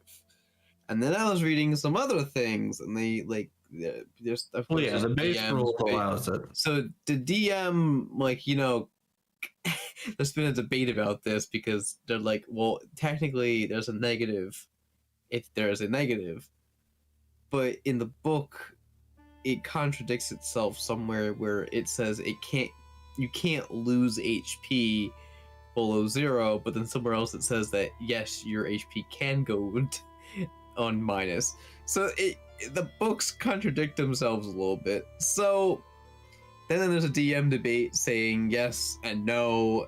So It comes down to what does the DM want to do. yeah, it's basically the DM. So like if you just want to like manually put in like just hit 0 and not have that negative, I'm fine with that.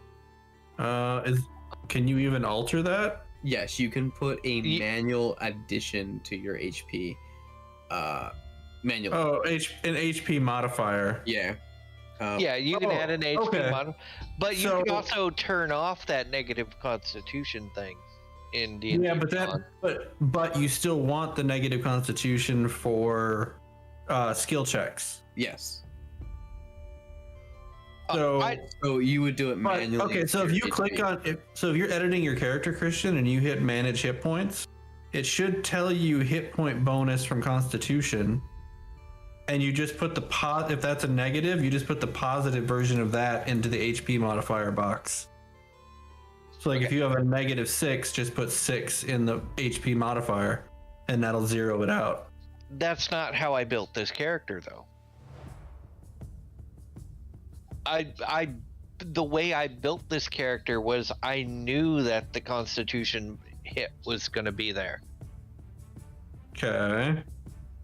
And I still built the character this way. So he made it so... I made him a glass cannon. Oh yeah, I know. I understand that.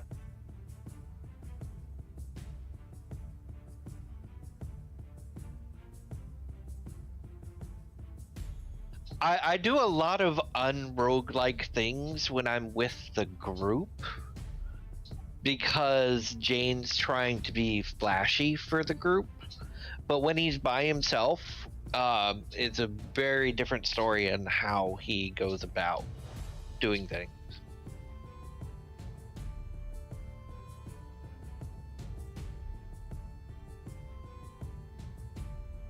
That's cool. With the group, he's flashy. When he's like off doing his own thing, he's very sneaky. A lot of choices here. Oh, I'm gonna guess Kane's gonna be here forever. Like during that big fight, you notice he did not use the ring of invisibility that he has. Oh, damn. Oh, I have a hard choice to make. Oh, I just hit level 4 as a fighter. So now I can either boost my ability scores or pick up a feat. Oh. I mean, you should pick up your feet. You shouldn't drag them. Oh, this.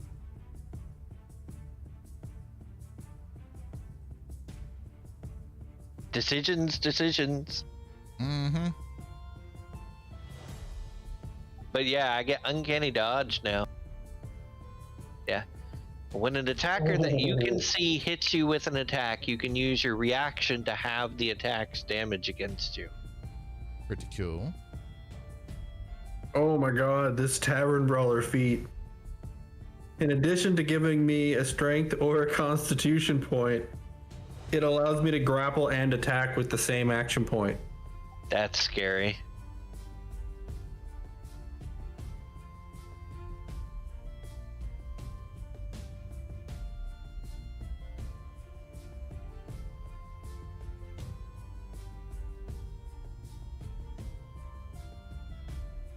I think Holland would hate that. If I can attack and grapple in one go. Yeah. Thunder, the problem is, with me picking spells and stuff, I can't switch my spells at a short rest or something, or a long rest like other people do. I have what I have until the next level. Yeah, it's like with clerics, I can change it. But like with a long rest. Mm-hmm.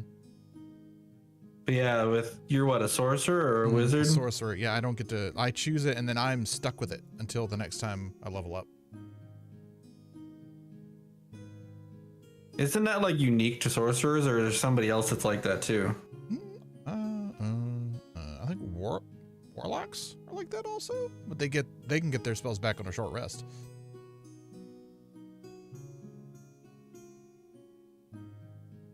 They get their spell slots back on a short rest. At least I don't think they could. Yeah, change because them. they only get 2 slots. Yeah. Forever. So.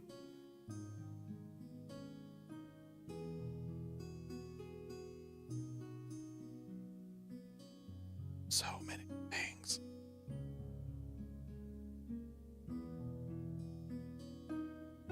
Jeez.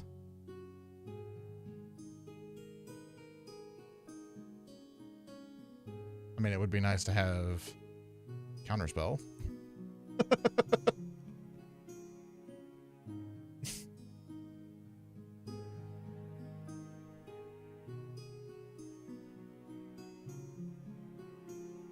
For now. I don't think I got anything new though. Besides a spell.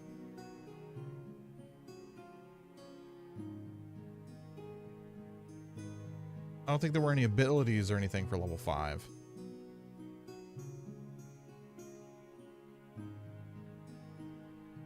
Yeah,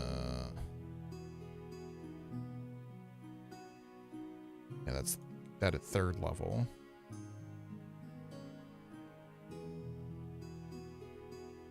Spellcasting, yeah. Proficiencies. I do have proficiency at Arcana. Look at that.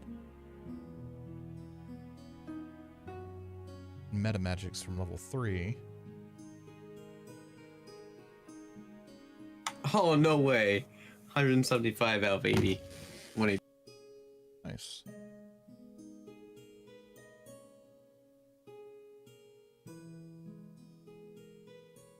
So ooh, okay.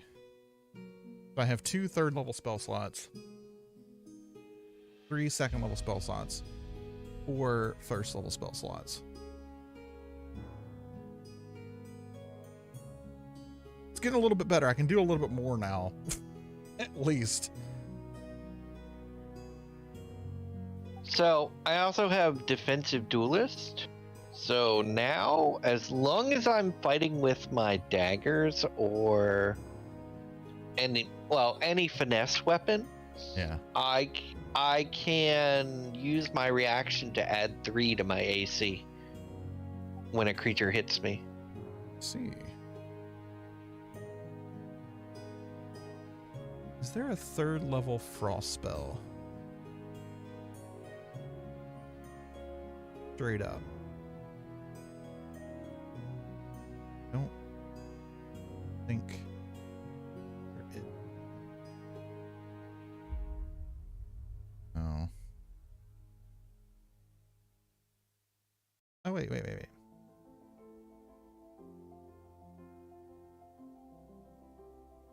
Oh, that's kind of cool. Wall of water. That's concentration, though. Kind of cool. All right, I think that's going to be the end of the stream. Y'all all for hanging out. I'll work on the character throughout the week. Pick out my spell choices and whatnot. But that was fun. We didn't die. Jane didn't die in Got close. combat. Got close. You had to use that action to chug that health I was potion. generous today because I was so excited about the giant battle that was happening. Yep. I was about to launch out that giant cone of death, and Jane's like, lands right in the middle of it. I'm like, why? Why? Because Jane's flashy and in the group. Yep. It's gonna be real flashy, but red. Flash frozen. Flash, that would have killed you. Maybe. Well, it was 12 Yeah, damage. it would have. It would have cut his health in half. No, it definitely would have killed you, because if you got hit by that and then all of the beams. Oh yeah, that been would have dead. killed him. Yep. Again. But that didn't happen. You managed to miss me. Oh my gosh. Oh dear. I tried. I specifically aimed to not hit you. Ugh. Which right, y'all. Jane thanks you, Yep. as Oh does my his God. tail. Oh, I may have just found my feat. Oh dear. Uh-oh. If I pick up the chef feat, I can do 2 things on top of the extra constitution and wisdom point. 1, I can make food that if you eat it before you go to sleep, you get 1d8 hit points back from a long rest. And I can make snacks that give you temporary hit points back that you can eat at any point. You can just pop one to gain temporary hit points. Cool. Interesting. That's Sounds a lot like Aramore. That's cool. Sounds a lot like Aramore to me. Yeah. I have no idea. I literally just logged in with like the first refresh. Yep. So All right. if I you're mean, looking to I'm get gonna in, catch y'all later, peeps. Have a good